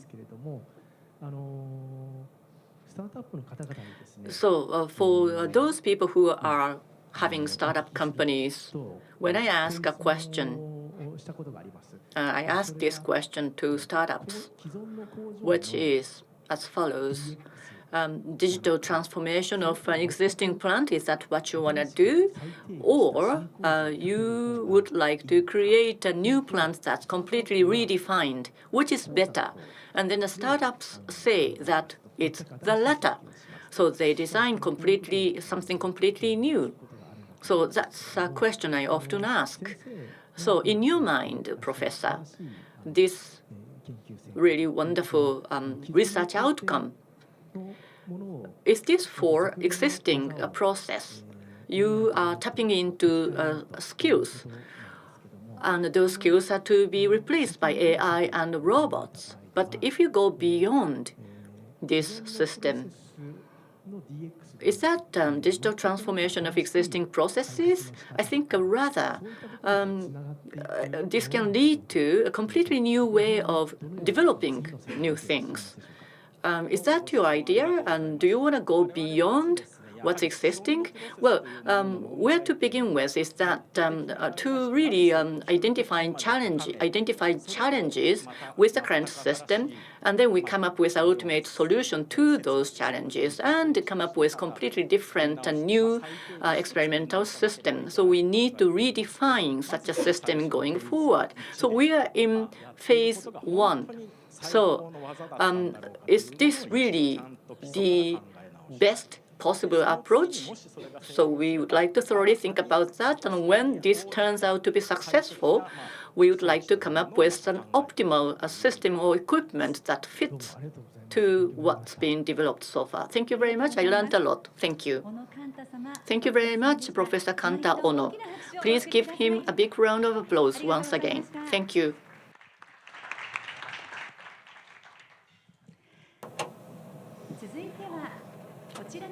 Next, we have the next speaker.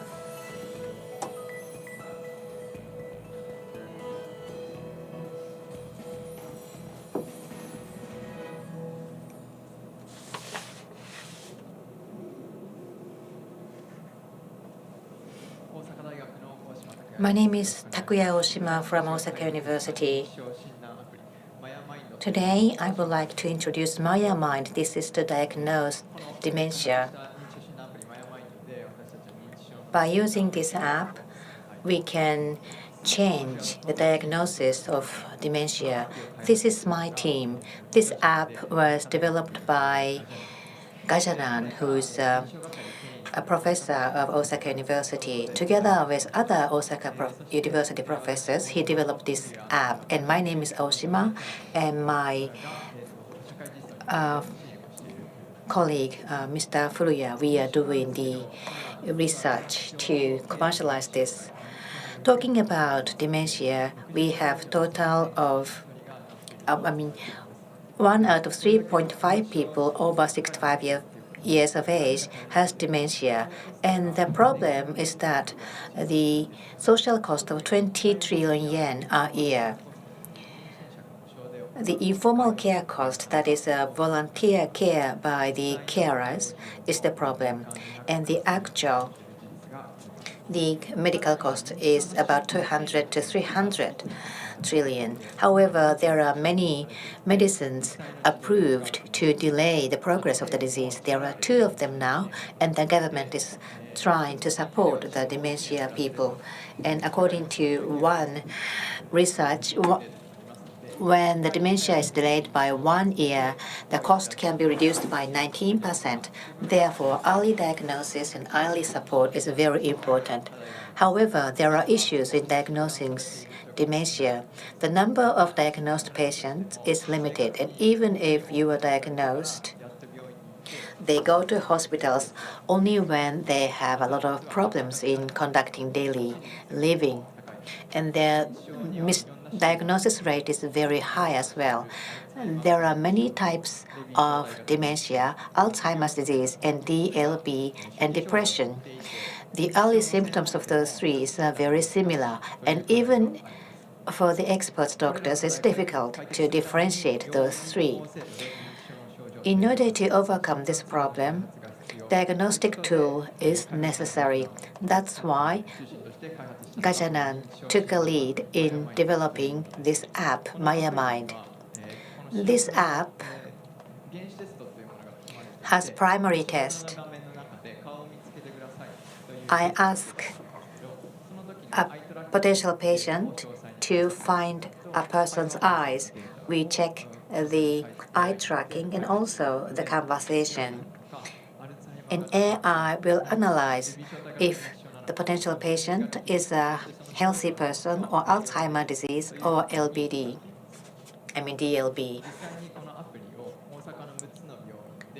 I actually tried this app at 6 universities in Kansai by inviting healthy volunteer, Alzheimer's disease patient, and DLB patients to see the similarity between experts' diagnosis and app's diagnosis. And we found out that precision is as precise as nuclear medicine exam. As a diagnostic tool, there are neuropsychological tests like Hasegawa type and MMSE. This is to ask questions to potential patients, but the precision is not that high. And it's not good to differentiate the types. So nuclear medicine is necessary to categorize the diseases. And experts is also needed, so the resource is limited. Therefore, the misdiagnosis rate is very high. And recently, many software has been developed. But it's difficult for softwares to differentiate the types of diseases. But our device is very easy and precision is very high. We would like to introduce this app as medical device and as non-medical device. First, we would like to mainly focus on medical device market. By providing this to clinics and hospitals, this can be used to diagnose actual patients. At Osaka University, or with Osaka University, we are now going through the approval process after clinical trial and approval trial, and we are targeting 2027 for the launch. But it's taking time because we have to wait until 2027. So before then, we are now thinking about introducing it as non-medical devices. Maybe we can create medical checkup system together with the local governments, and also it can be used for screening. We would like to introduce this service next year after conducting research with our partner companies. This is the market size. The dementia diagnosis market is going to grow with the society ages. And now we are assuming it to be 130 million. Not only in Japan, in India and the US, there are big markets. Especially in India, we are having joint research with India University. And in the US, nuclear medicine is very expensive. And because of the difference of the insurance system, the demand is very high. In February, we could find a partner in the US, so we are going through the FDI process going forward. So we have two axes as medical equipment and non-medical equipment. In medical equipment area, we would like to reduce the burden of the carers and the patients. And we would also like to support doctors in making diagnosis. And for dementia screening, as this is for elderly people, this may be good to raise awareness of the elderly people. And by collaborating with local governments, we may be able to reduce the social cost and enhance the health of the people. I think there are many people getting diagnosis of dementia is the end of the world. However, if early intervention is available, we can improve the QOL of the people with dementia. Thank you very much. Thank you very much. Please step forward. I would like to ask Dr. Takahashi to make a comment. Thank you very much. That was a very interesting presentation. The dementia is a social problem in aging society.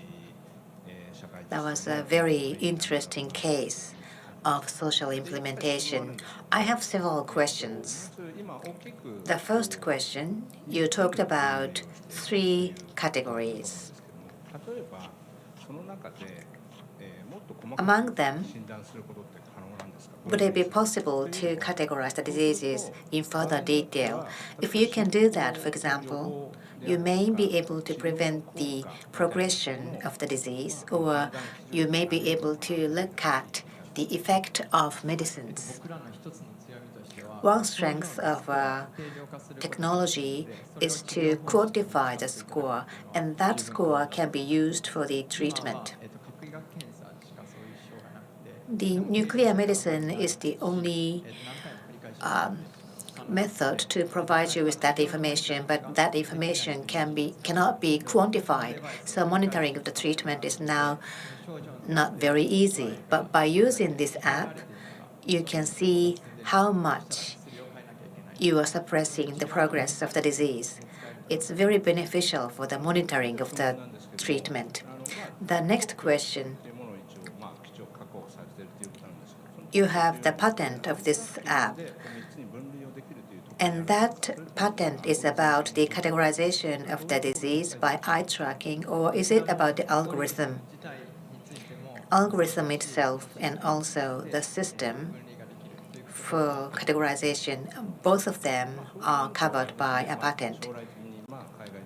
That means that your business can be very scalable. I have a very high expectation. Thank you very much. ありがとうございます。大島拓也様、お疲れ様でした。今一度大きな拍手を Thank you very much, Dr. Oshima. Please give him once again a big round of applause. So now I'd like to introduce to you the next person.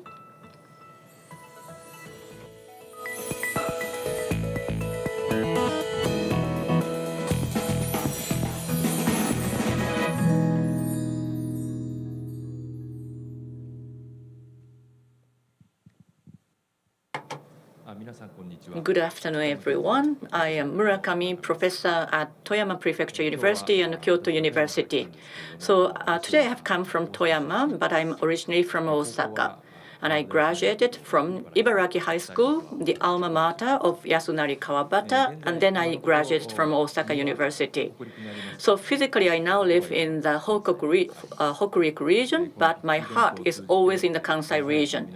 So I hope to make good connections with people from Kansai through today's pitch presentation.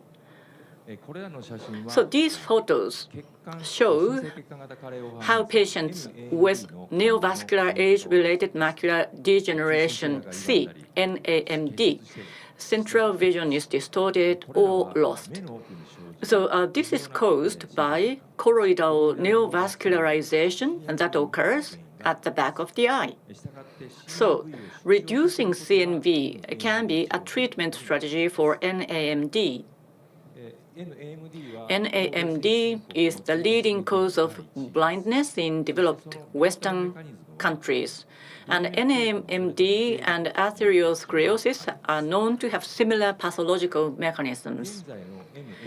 Current treatments for NAMD include, there are two. One is intravitreal injection of anti-VEGF protein, and another one is today's topic, that is photodynamic therapy, or PDT, using the velteprofen. And anti-VEGF therapy is currently the first-line treatment, but it is quite invasive, and also there can be treatment resistance emerging. So these are the challenges. And in contrast to that, PDT is used only for patients who show resistance to anti-VEGF treatment.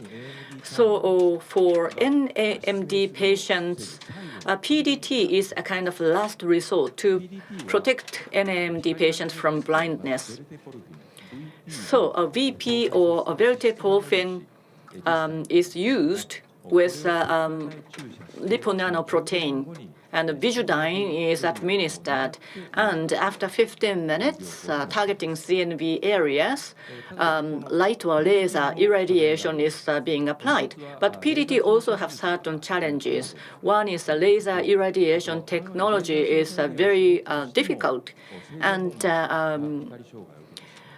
with this technology targeting CNV areas, still the normal retinal tissues can be damaged with the laser irradiation. So Visudyne or VP delivery to CNV areas is not sufficiently selective enough. So that is the issue.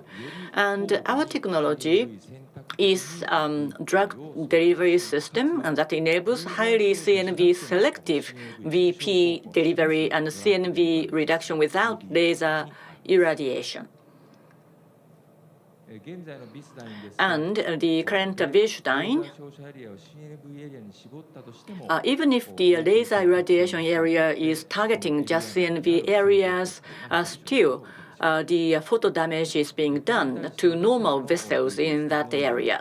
On the other hand, using our DDS technology, more VP is concentrated in CNV areas, and as a result, the higher efficacy of treatment and lower side effects can be expected. And also with the bioactivation of the carrier, without laser irradiation, treatment efficacy can be expected. So it's laser independent, laser irradiation independent. So our VP carrier is based on high-density lipoprotein, a complex of discoid lipid membrane and alpha helical protein. And this high-density lipoprotein acts as a VP carrier and shows anti-NAMD effects. So that's our expectation. And our carrier has been modified slightly from there. And CNV targeting peptide and cell-penetrating peptide are added on top of that, and we have made this a slightly larger one. And then we have used those samples being injected to NAMD model mice to compare VP delivery to CNV. So in the case of laboratory-made Visudyne, as a control, CNV accumulation was observed 15 minutes after administration, as indicated in red, and was almost completely disappeared after 16 minutes. But on the other hand, in the case of our VP-ELP2, more VP accumulated and remained until 60 minutes later. And the semi-quantitative analysis showed that result. So next, we performed the PDT efficacy test, and mice are quite small. Therefore, we did whole retinal irradiation. And then with our sample that's indicated with the green, we have lower bars.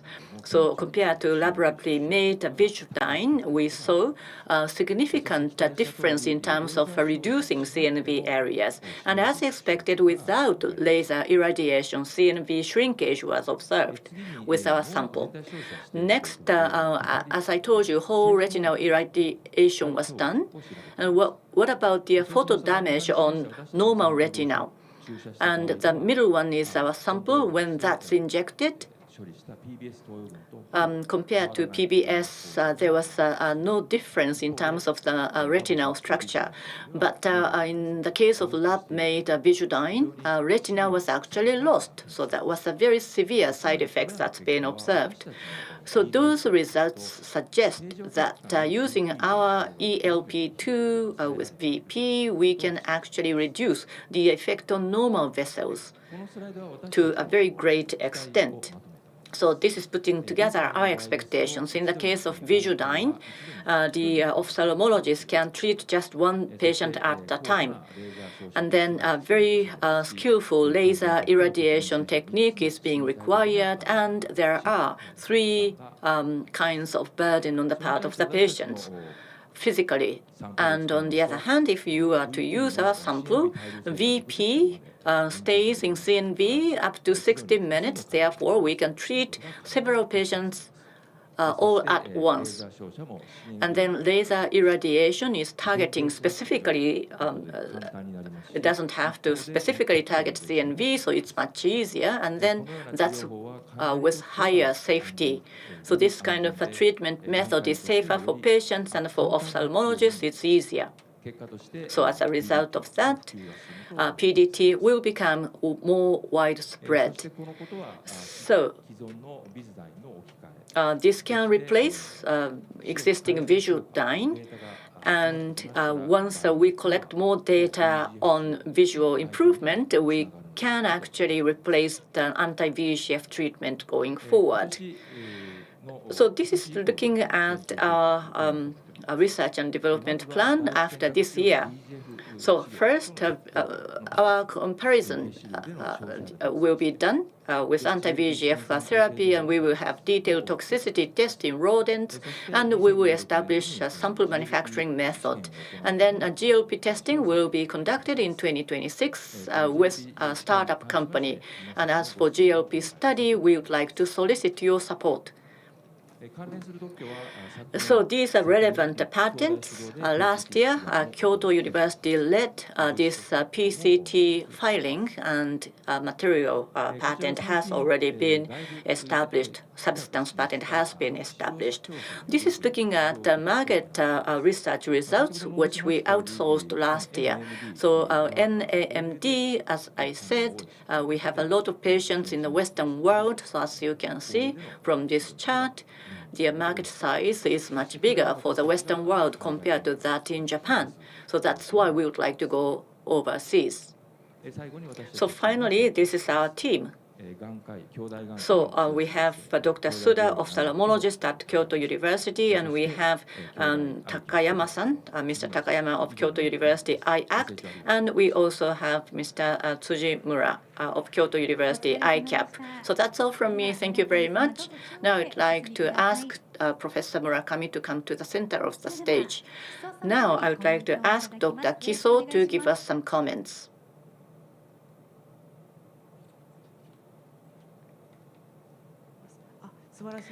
Thank you. That's a wonderful presentation. I am Kiso from Torigen.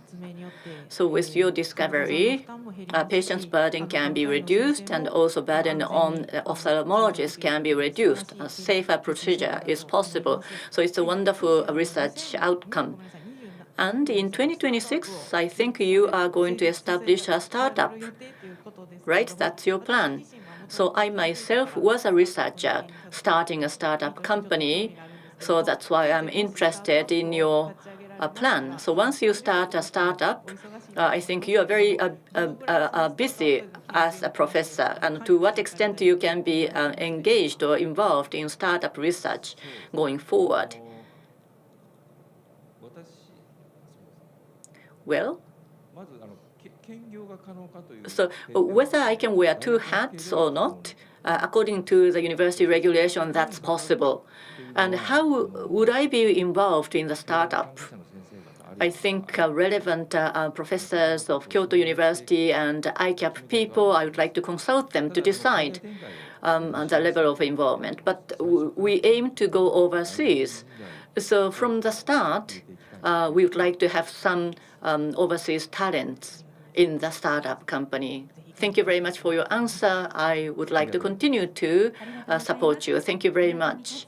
Thank you very much, Professor Tatsuya Murakami, for your presentation. Please give him a big round of applause once again. Thank you. 続いてはこちらの方です。Now the next presenter.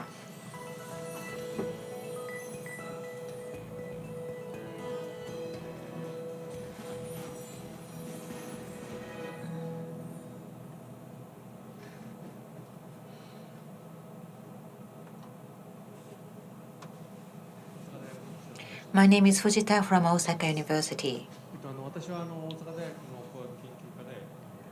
At the engineering department of Osaka University, I've been doing research on the optical imaging. I've been doing this research for the past 30 years. This is a technology for observation, and today I would like to talk about non-destructive observation of frozen cells. Talking about frozen cells, this is inevitable or essential for many industries. When they are stored or preserved or when they are transported, cells need to be frozen. So frozen cells are essential for many industries.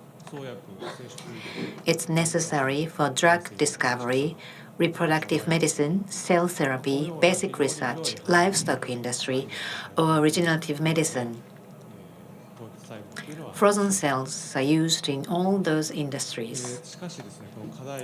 However, there are issues.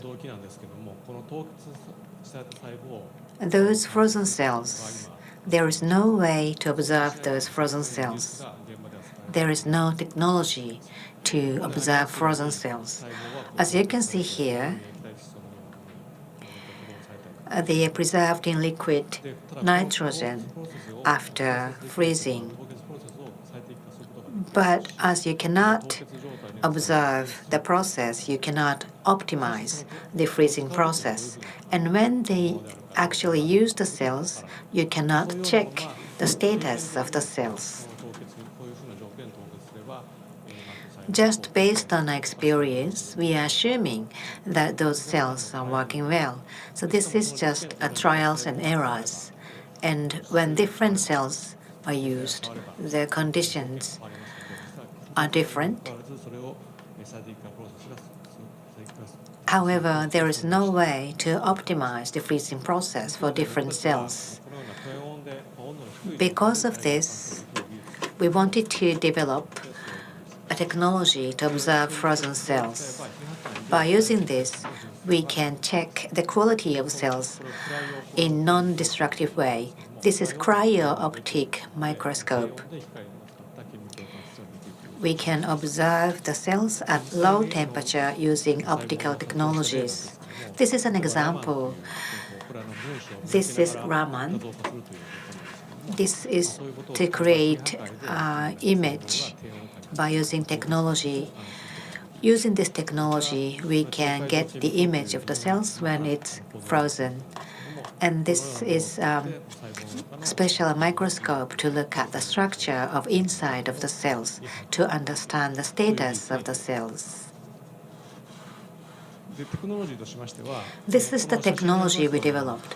As you can see, microscope is a commercially available microscope. On top of that, we have cryostat. Cryostat is to hold samples and to control temperature. And this is a special design to observe frozen cells. On top of that, we developed ways to freeze cells. We can freeze cells at variety of speeds. We can freeze it slowly or we can freeze it rapidly. So this cryo device is to freeze cells in a very rapid manner. This is the temperature of minus 190 degrees. You can place the sample here, and this way you can freeze the sample very rapidly. As you can see in this demonstration, this is a signal of the waves of the cardiomyocytes. Instantly, this is a temperature, a room temperature, but instantly it can be frozen. We can also slowly freeze them, so we can apply variety of conditions in freezing cells. The cryopreservation of cells can be used from development to utilization, from the development phase or the manufacturing phase, or storage, transportation, or utilization phase. At each phase, we can optimize the freezing, and also we can control the quality of the cells using this technology.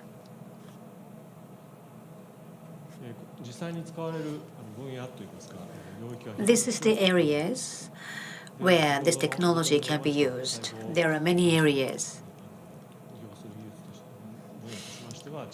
For example, livestock, reproductive medicine, or regenerative medicine, and many others. The market will be very big. The question now is how we enter into this market. At the beginning, we have to identify the market where we can provide this as a tool, and ultimately we would like to provide solution which includes identification of cell to be observed. This is about competition. There are similar products, but the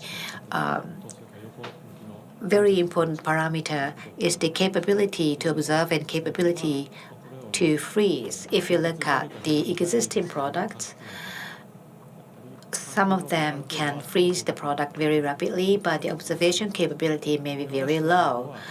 And our method or our technology can be described like this. This can cover all the parameters.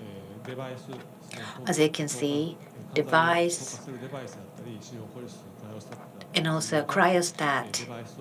Those devices can be attached to commercially available microscope. This can be sold as a module or a system.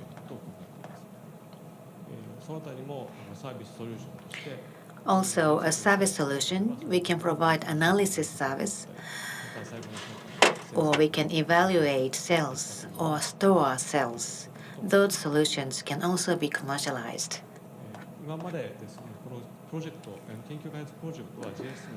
This R&D project had been supported by JST CREST. It was a 5-year project, and as to device, we already have a prototype. After commercializing this product, we would like to launch this product, possibly, hopefully, by the end of this year.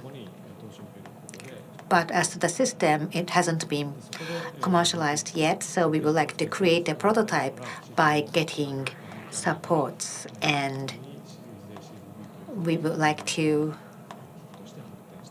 develop this system into a more sophisticated system where we can provide many services, or maybe we can combine this with other biology tools.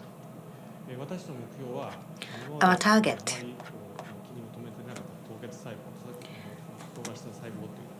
is to focus on frozen cells so that it can be used safely or timely. If you go to supermarkets, there are many frozen foods. The quality of those food products are very high. And now I think that the same thing can be done for cells through optimization, depending on the use. Our goal is to create a world where access to safe frozen cells is ensured.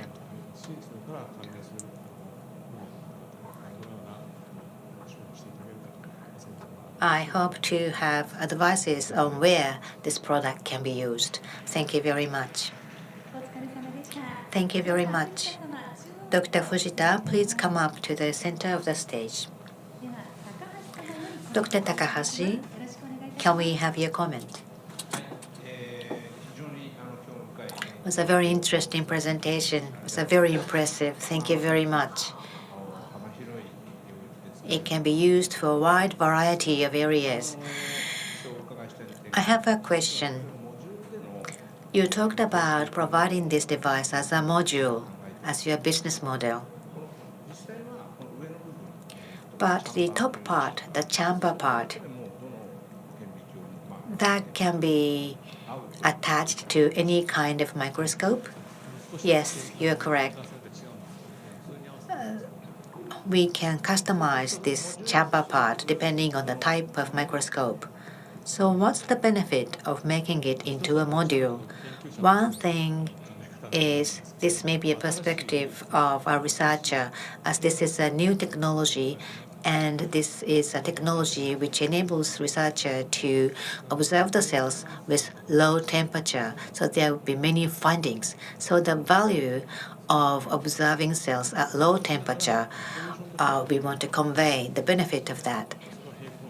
And at the same time, we would like to provide the solution. That's why we have two approaches. As you mentioned, this can be used in many different areas. From the standpoint of cell therapy,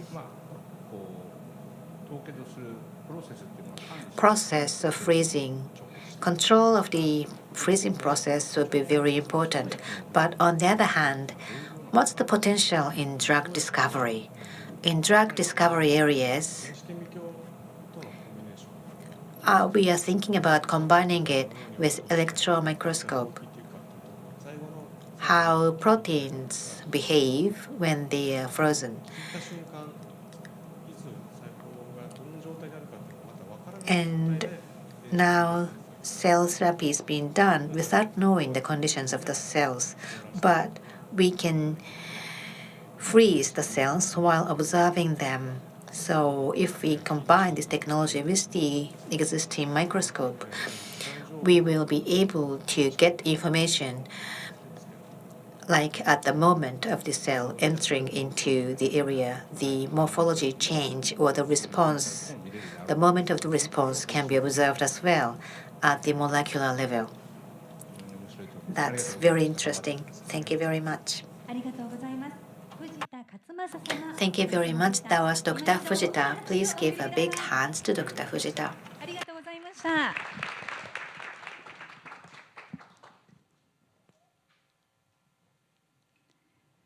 続いてはこちらの方です。Next presenter is here.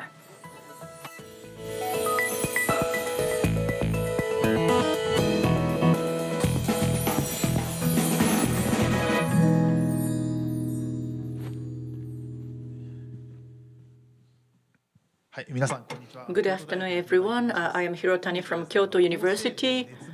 I would like to talk about creation of a global startup for solving thermal issues with high-performance thermal management products. I'm here to introduce this to you.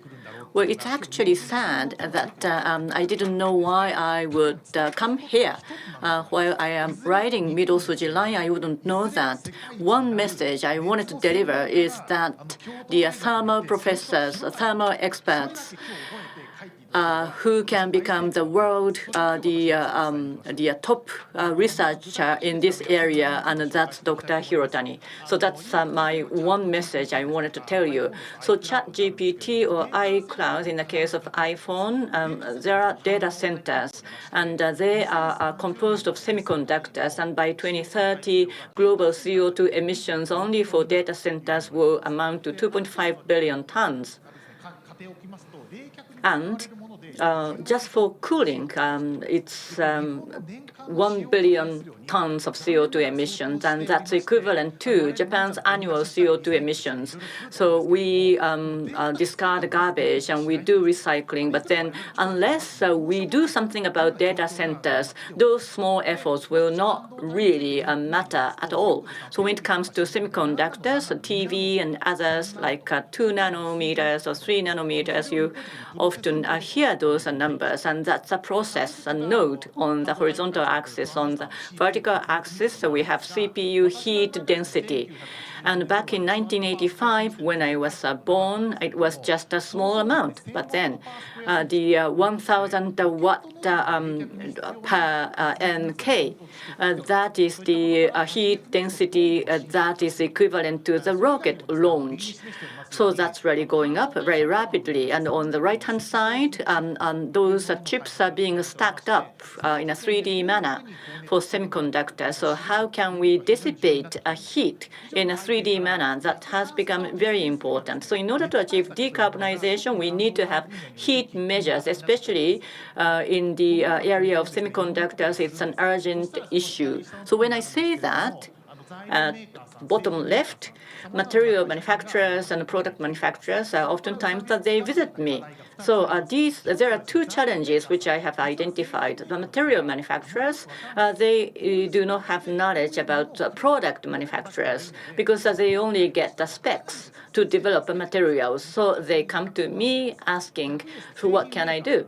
And then on the other hand, the product manufacturers, the material is just one of the design parameters. And I work for a company, so I do understand their challenge. So upstream or downstream, on both sides, we have a huge innovation gap in between, especially in this thermal field.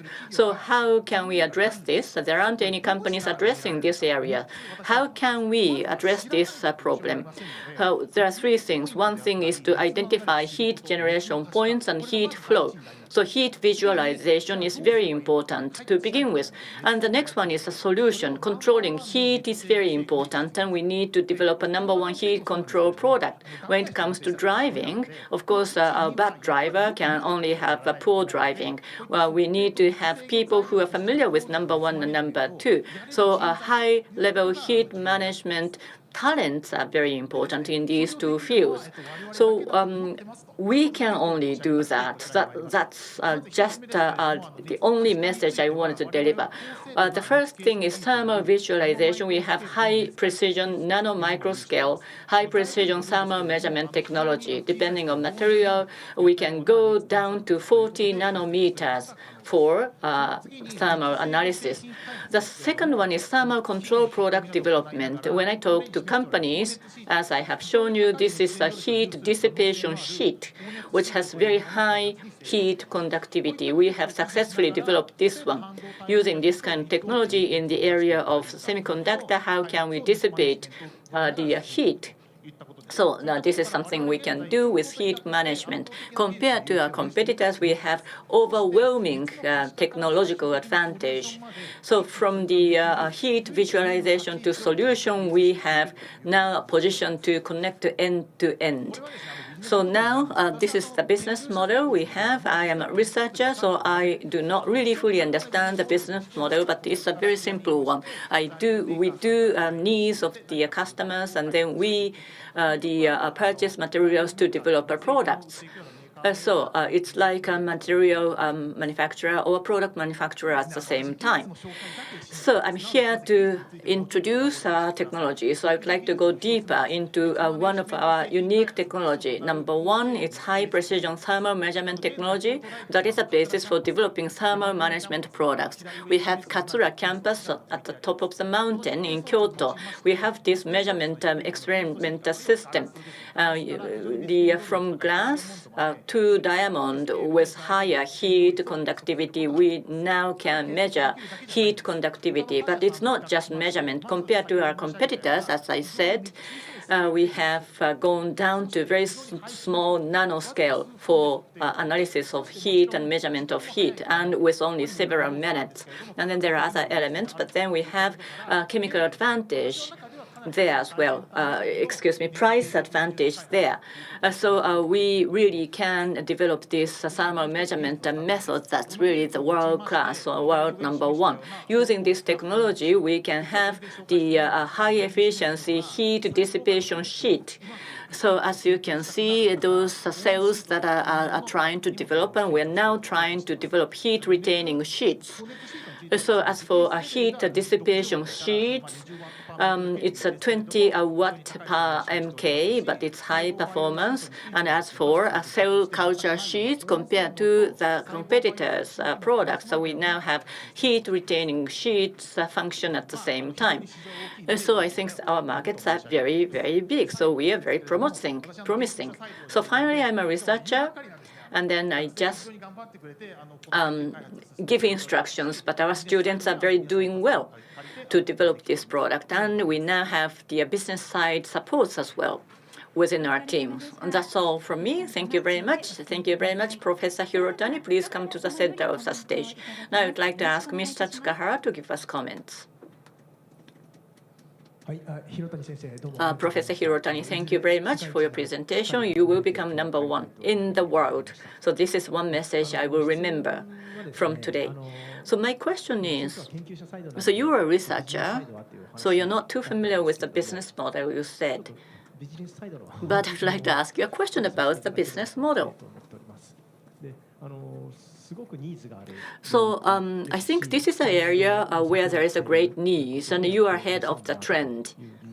So that's my understanding. So I think this is very attractive. That's my impression. What you research and develop is unique, and it's a state of the art, you said. So in terms of the business going forward, these excellent products, are you going to create a startup company to sell your product? Is that the area of the future business? Or, for instance, the plants of your clients, are you in the position to collect the data out of such clients' plants? I think you are in such a position.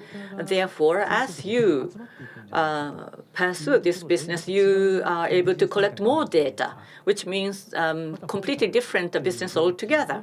Or consulting is another area where you can have this. So I think there are some business model options out there for you. So what's your idea in your mind? With these technologies, are you going to stay with only these technologies, or are you going to expand your business to some peripheral areas of those technologies? What kind of discussions are taking place? It's a very critical question. So just to give you a conclusion up front, so we have the thermal measurement technology, and this is something that we are advertising right now. And then a lot of companies have started to visit us. So we are now collecting a lot of data of a lot of materials. So it's a Google of a thermal area. So Google is free of charge for search, but then they are collecting a lot of data. They have the big data. That's exactly what's happening with us. So different manufacturers have different needs. And then we're now collecting a variety of data out of those the companies, and that's the technology of heat dissipation or heat retaining sheets. So those base technologies, they're just small parts. And this is in my mind only, but with the accumulation of data, we can create new products. And once we develop new products, we would like to sell those new products. But then startup companies are creating something. Manufacturing is not easy for startups. Therefore, we are negotiating with material companies, and the material companies can create those goods, and we can just sell our recipe for product development. And what I didn't cover today is that how can we handle heat well? So computing using AI, that is another technology we have in the background, which we would like to introduce to you. Therefore, material development solution. So wherever we can be involved, we would like to be involved. So we can be quite greedy and aggressive. So that's what we do. Thank you very much. Very well understood. And in terms of the business flow, the business model, I think you are not really manufacturing anything. And I think that's quite a good way forward. So I do hope that you have a big leap forward even further in the future. Thank you very much. Thank you very much, Professor Jun Hirotani. Please give him a big round of applause once again. Thank you very much.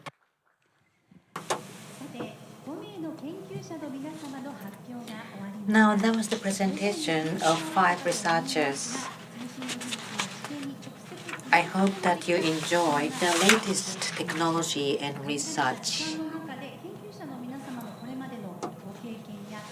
They shared their experiences and results of their researches. Thank you very much for the presenters.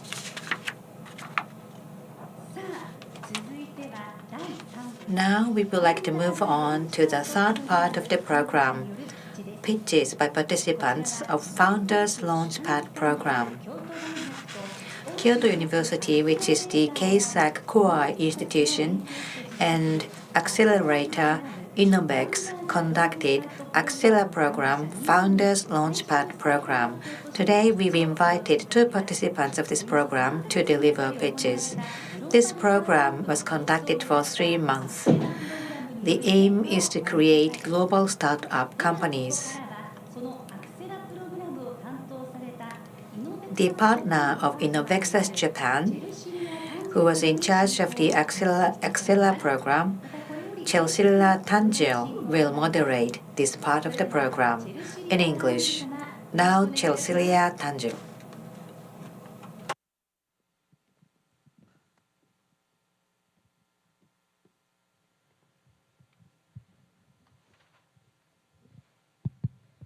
All right. Hello, everyone. I hope you are still awake. I know it's a bit late in the evening. Right. So thank you so much for the introductions. As you mentioned, so we are going to switch to English now. Just a bit of introductions. My name is Chelsea Tanzel, but you can just call me Chelsea. I'm currently the Japan's country partner of Inovexus, which is a cross-border community fund. So today, I'm truly excited to see everyone gathered here today, and I am very honored to be standing here and guiding you to these sections. We are going to basically see 2 inspiring founders to pitch their projects after going through a 4-month journey in the program itself. So, well, I mean, the reason we are switching to English is actually because we want to showcase the capabilities of Japanese founders to take their projects into the global stage. The reason is simple, because innovative technologies has no borders, and neither should entrepreneurships. So we are going to basically witness how they have matured through the program, through their pitches. But before we dive into the program, let's hear a few words from the founder and CEO of Inovexus, Philippe Roche, through this video message. So please watch the short video message.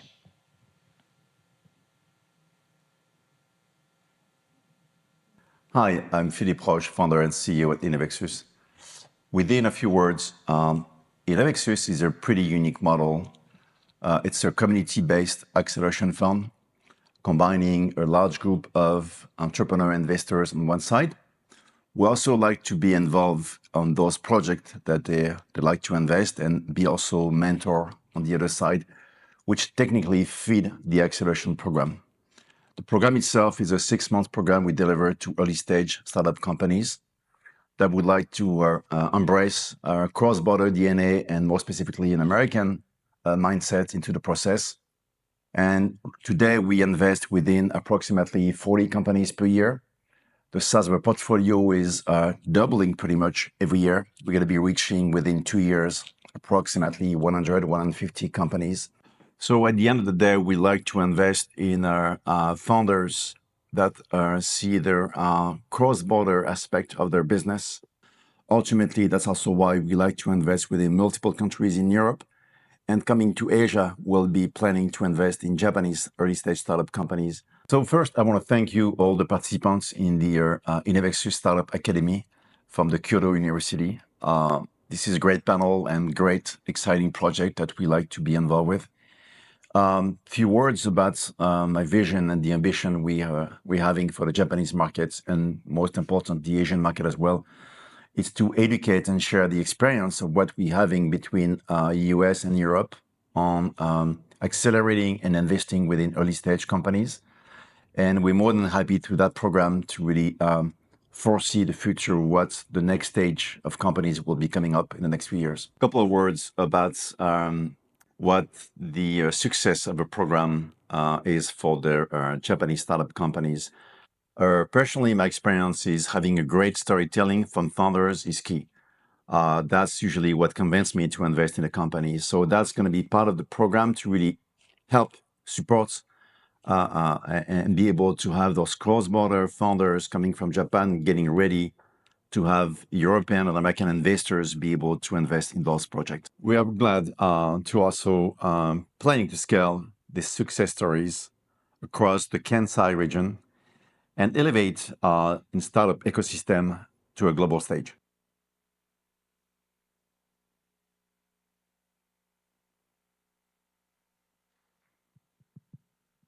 All right, now we know a little bit about Inovexus and what we do. So you might not be familiar with the program, so I'm going to give you brief introductions of the program, Founders Launchpad. So this program is actually part of our business unit called Inovexus Academy. You've heard our CEO says that we are going to invest in 150 companies, and that's pretty ambitious, considering where do we find these deals? So we decided to reach out to universities to invest, to basically work with them early and to invest with them. So our business unit mission is simple. We want to transform innovative technologies into impactful solutions. And we have one simple mission: to empower cross-border entrepreneurships. Now, how do we do that? Basically, our program is designed to use unique approaches through real-world solutions. So basically, we offer practical supports through workshops, webinars, one-on-one mentorships, and they have access to our global networks. So these workshops, masterclass, webinars, one-on-one mentoring are all referred to the 6-month programs. And then our network basically consists of serial entrepreneurs, executives, venture capitalists who have experience in cross-border entrepreneurships. We actually started in November. This is our very first program with KSAC and Kyoto University. So we started in November last year, and since then, we have received enormous support from KSAC and Kyoto University.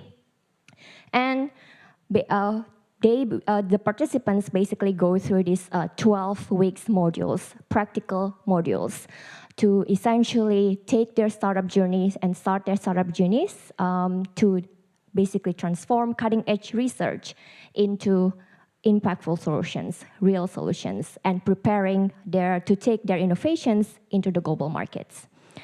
So without further ado, let us start with the pitching.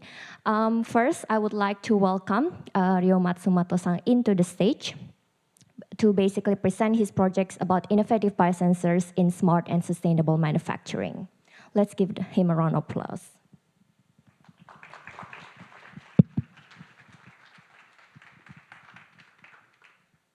Hello, everyone. Thank you for coming today. I'm Ryo Matsumoto, the founder of a deep tech startup, Biosensing Innovation. Our vision is optimizing human resources, minimizing waste, and creating a smarter, more eco-friendly manufacturing.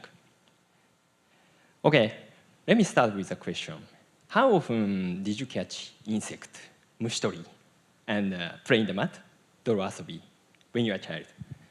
When I was a child, I often played 虫取り and 泥遊び with my friend after my classes. Since I have an elementary school-aged son, I wanna say to him, not gaming. Please go out. Please go play outside, just like I did. But don't you think summers has become extremely hot recent years? They really have. As you know, a lot of CO2 are released into the atmosphere, making our planet hotter and hotter. If this trend continues, playing outside in the summer have become a life-threatening event.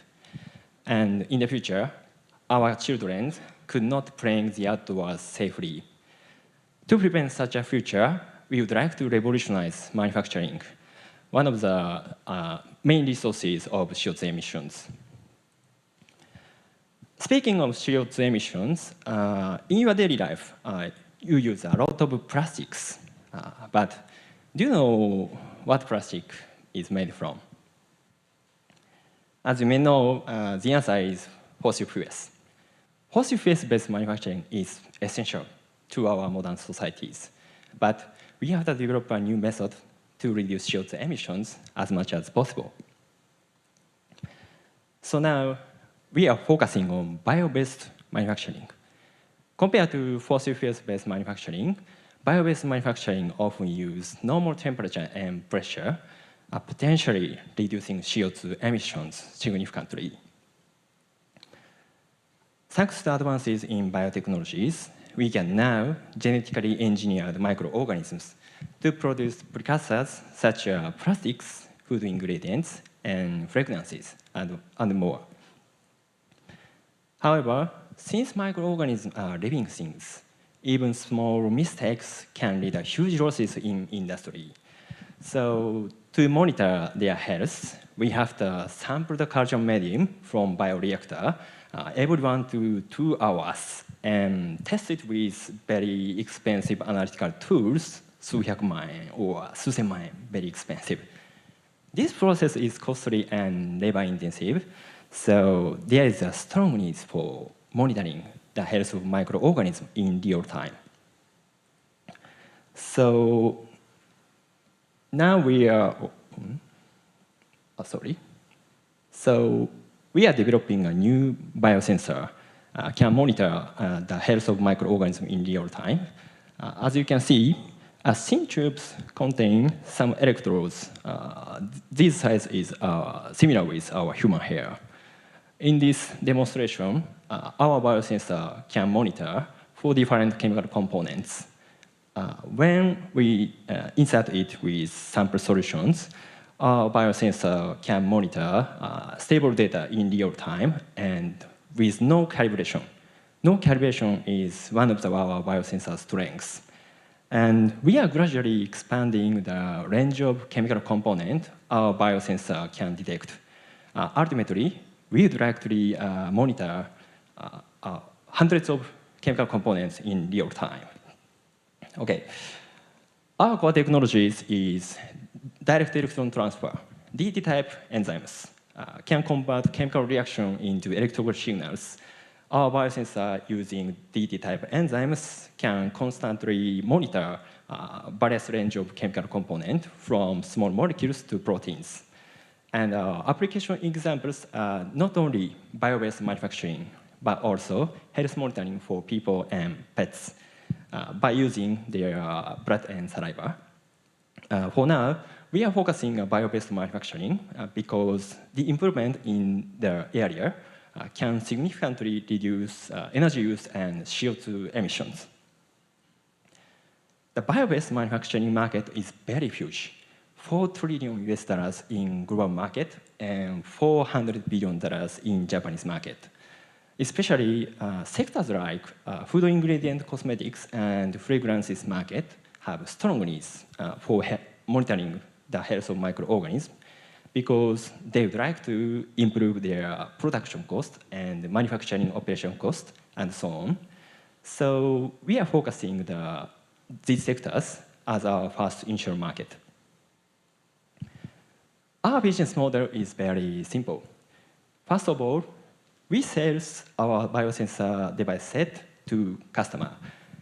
After that, we constantly sell to customers our biosensors component, single-use disposal unit as recurring revenue business, just like a printer ink business model. We are now in pre-seed stage, so finalizing business plan and developing a biosensor prototype. And we plan to start collaborative research with academia and Japanese companies. And next years, we can try launch a startup and can get seed fundraising. Our teams include the CTO and R&D lead who are top-level researchers in biosensor field and have received many international awards. And I myself have over 10 years R&D and new business development experience in biotechnology and bioprocessing. And we are also supported by many professionals, business advisor, patent attorney, biosensor engineering, and data sciences, all working together to drive our startup forward. If companies and visionary professionals are interested in our technology and our startup, please join us in shaping the future together. Thank you very much for your listening.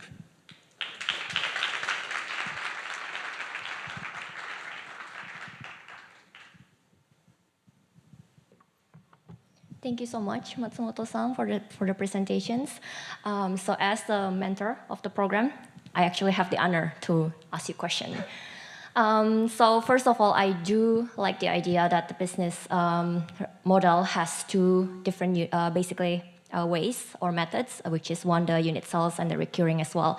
So I was wondering about, in terms of like scalability, so what's the capacity, what's the measuring capacity of like one unit of bio sensor? So for example, if like your customers buy 1 unit of biosensors, what's the volumes of the tanks that they can use it in? Thank you for your question. I would like to your questions. Your question is, how many sensors does one bioreactor need? No, how many, so basically, so for one biosensor, what's the capacity of the measuring? Okay. Measurement, One biosensor is enough for 1 hour biosensor, and bioreactor's volume is applicable from 1 liter to 100 liter. Now, we have collective data, but actually, companies have need for more larger size bioreactor, for example, 100 or 10,000 liter. So we plan to start a collaborative research, academia and Japanese companies, so more large bio-based manufacturing fermentation process, we can maybe detect real-time monitoring. Okay, understood. Thank you. Yeah, because from what I'm understanding, for just generally, for especially food and cosmetic manufacturing, usually their tank size is about maybe 100 to 1,000 liters. So yeah, it'd be great if basically 1 unit can do that. All right, awesome. Thank you so much. Now, let's give another round of applause for Matsumoto-san for giving such an incredible presentations. Thank you so much. Next, we have Luke Zhang, who will be pitching his bold mission to illuminate the future of biotherapeutics. Let's welcome Luke Zhang.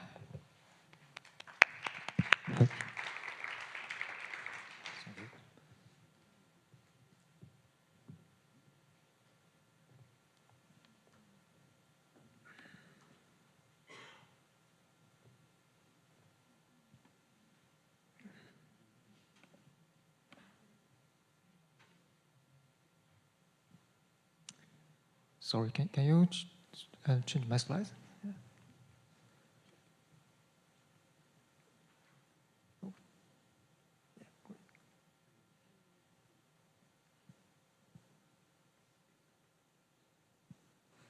It's fine.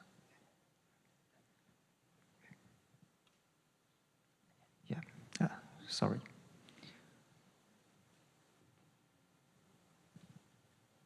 Okay. Yeah. So, hello everybody. I'm Luke Zhang, and this is a Luminous Bell, a next-generation downstream platform powered by Spunk monolith technologies, which we call it today SPM. And Lumen means light, vision, the future, and also part of my name. And monolith is our core tech. So we want to bring this technology to really speed up and also clarify, let's see, the novel modalities in the drug development. For example, from protein to exome, and for sure, and beyond.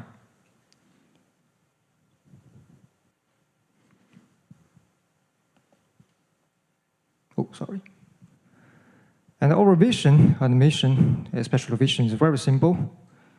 A therapeutic future driven by the new modalities, as you know, but we believe it should be powered by really scalable bioseparation technologies. After 15 years working in both R&D and also business role in several biostar companies, I've seen lots of early drug discovery really rapidly, speed up, especially the AI interning. It's faster than ever. But how much therapies? How many of these innovations really help patients? The answer is yes and no. We discover a new drug, but failing to develop them effectively. Many patients and doctors, as see those pictures, they are still waiting for, the better or maybe more affordable therapies. Maybe the barrier today is not discovery anymore. It's the part comes after. Why? This is the gap. Novel modalities means outdated manufacture. Everybody know. Yeah, you see the picture. The antibody is 300 times bigger than the small molecules. If you see the exosome, it's 12,000 bigger size and complex than the small molecules. But our CMC, our manufacturer, are still built for just the small molecules, not really ready for the complexity of what's coming next. We focus on the vesicle-based therapy. The big size, more complexity, exomes or viral vectors. Also beyond the traditional CMC can handle. Slow, ragged, fragmented, unskilled. Well, this reason really bring the CMC, take more than 2 years to bring a really single patient therapy to a patient. Especially, let's imagine, if in the coming world, the precision medicines, nobody can wait for 2 years to get a drug, right? So we focus on where it hurts mostly, downstream bioseparation. This is where the challenge is, and also where Luminous Bio's mission starts. We invented the world's first SPAM technology on materials, and also already have early product in place. And now we are looking for partners to really turn this technology into a fully integrated, automated, and also a scalable downstream platform. So before I get to my professional commercial part, I really like to quickly introduce this SPM, how it works. It's very simple. It's made by 3 simple steps. You just melt and mix with the EVA resin polymers, and cool and down and cool and wash it. It's ready. And it's soft like sponge, like you use sponge in real life. Very easily to assemble into industrial scale columns. And also it has really, big pore, and also the modifiable service for really high-speed purification and process purifications. For example, some viral vectors, as already mentioned many times. And here are really quick two case studies published by our team. One is viral vectors, the other one is exomes. A rapid separation of the bio nanoparticles through these papers, through this ligand-tuned surface chemistries.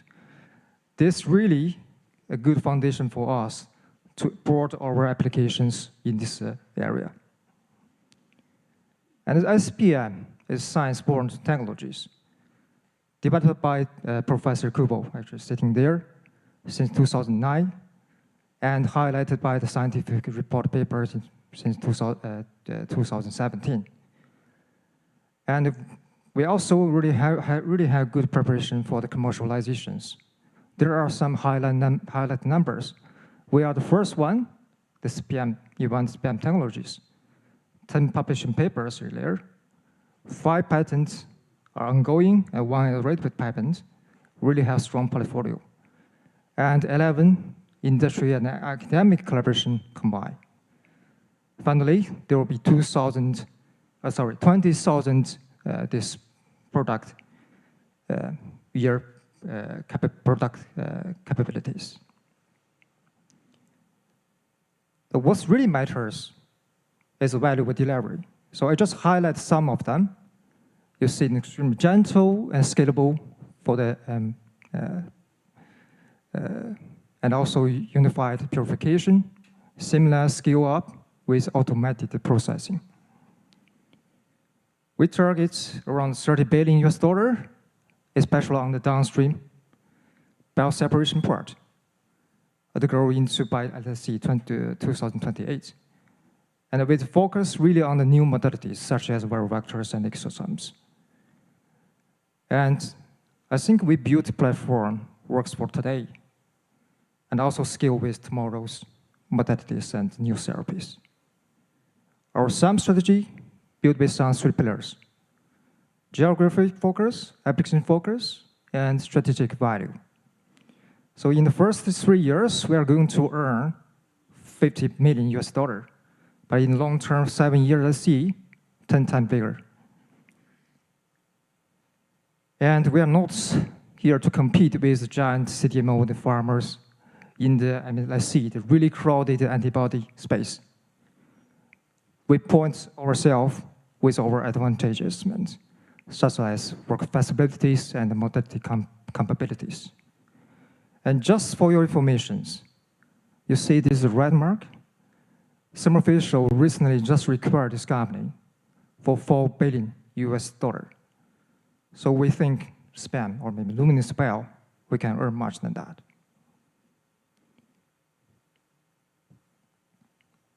And this is our short-term roadmap in summary. But quickly, just to get a message from demo, pilots, processing, CDMO, and finally get our therapeutic impact. That's our really short message to let you know. And what did earlier, scale wisely, execute with discipline. This is our execution, let's say, pretty simple. And also structured into 2 phases.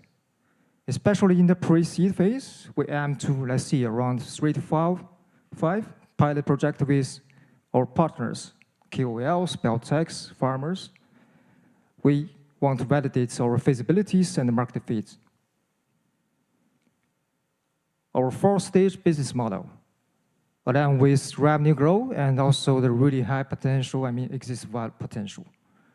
This is why I'm here to really move quickly into the progress, into the top level, strategic partnership with farmers. I think for investors, our seeding funding will fuel the scale up. And also, as you see in the right side, there already multiple partners are working with us, engaged in different stages. So Luminous Bio isn't launched yet, but we already have our vision and slogan.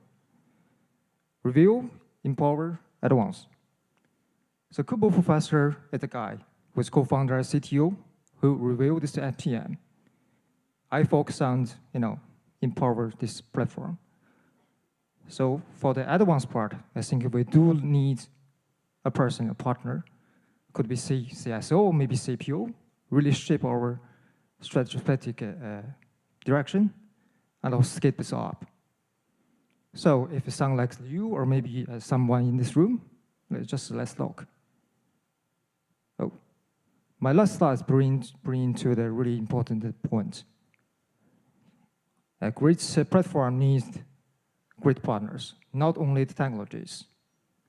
So if this vision or our energy really resonates with you, what a investor or maybe researchers or maybe teammates in the future, let's make this real and enjoy this journey together. Thank you.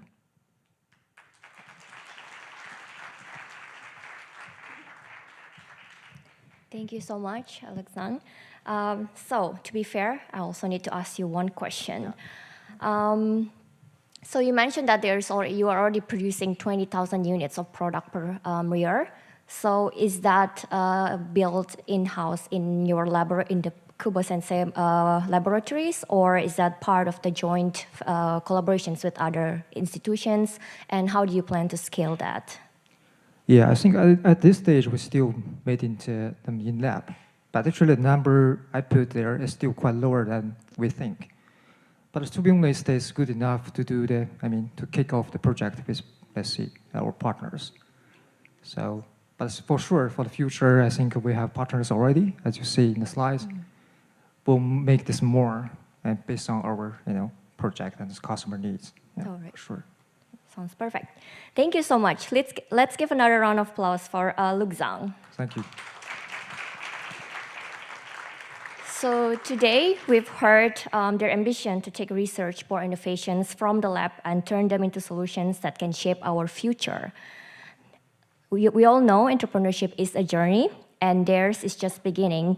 But with the right support, they have the potential to create a more resilient society. So I encourage everyone here to connect with them during the networking sessions.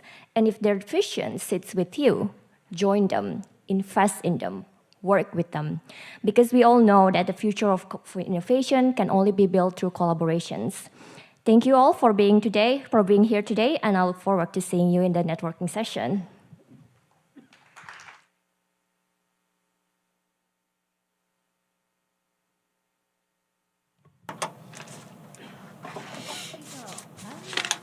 That was Founders Launchpad Program participants' pitches. Now we've had panel discussions and pitch presentations by two programs. In closing, we have KSAC, the commissioner from Kyoto University Growth Strategy Division, Mr. Shunsaku Kimura.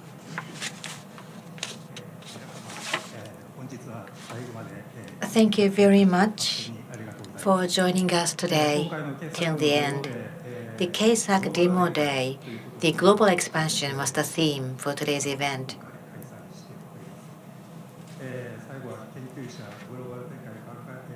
Researchers who wish to go global, 5 of them joined us today, and also startup CEOs also made presentations.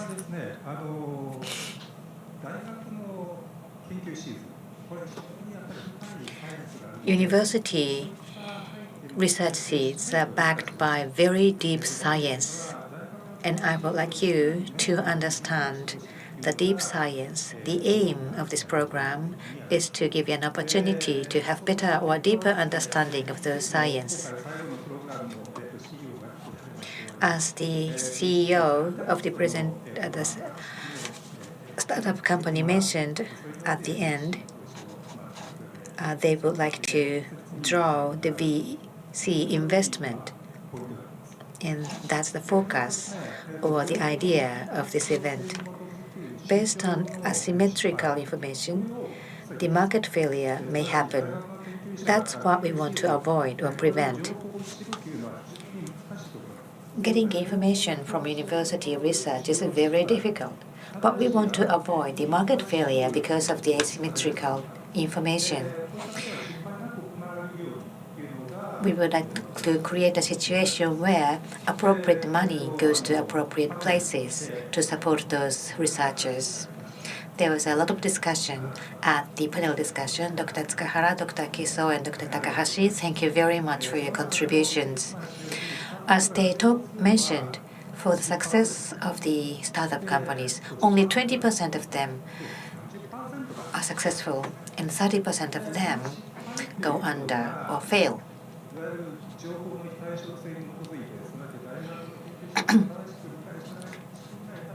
And some of those failure might have happened because of the asymmetrical information, because it's difficult to get information from universities. When you start startup companies, there may be unexpected problems or issues, especially when it comes to academic Cs. It's difficult to pivot.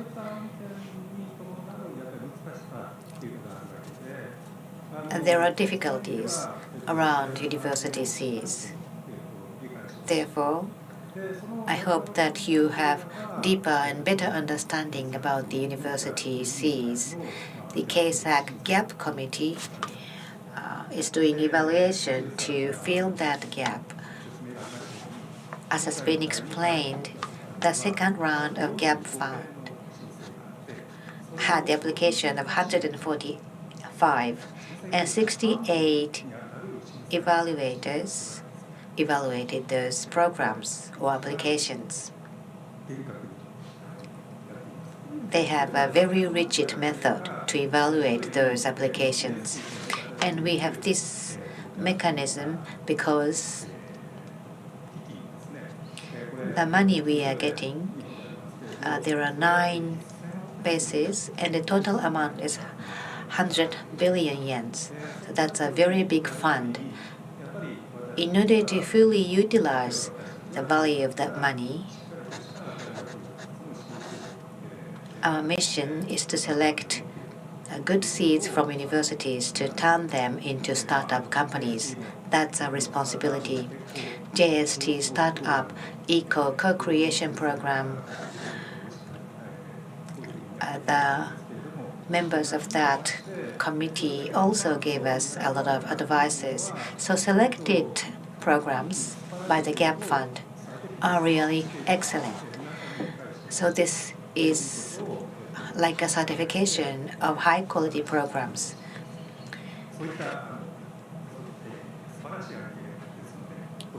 So those are all very excellent programs, and I would like to ask for your support for those programs. Thank you very much. Thank you very much. And this concludes the stage program for today. KSAC will continue to create startup companies from universities to create startup ecosystem in Japan.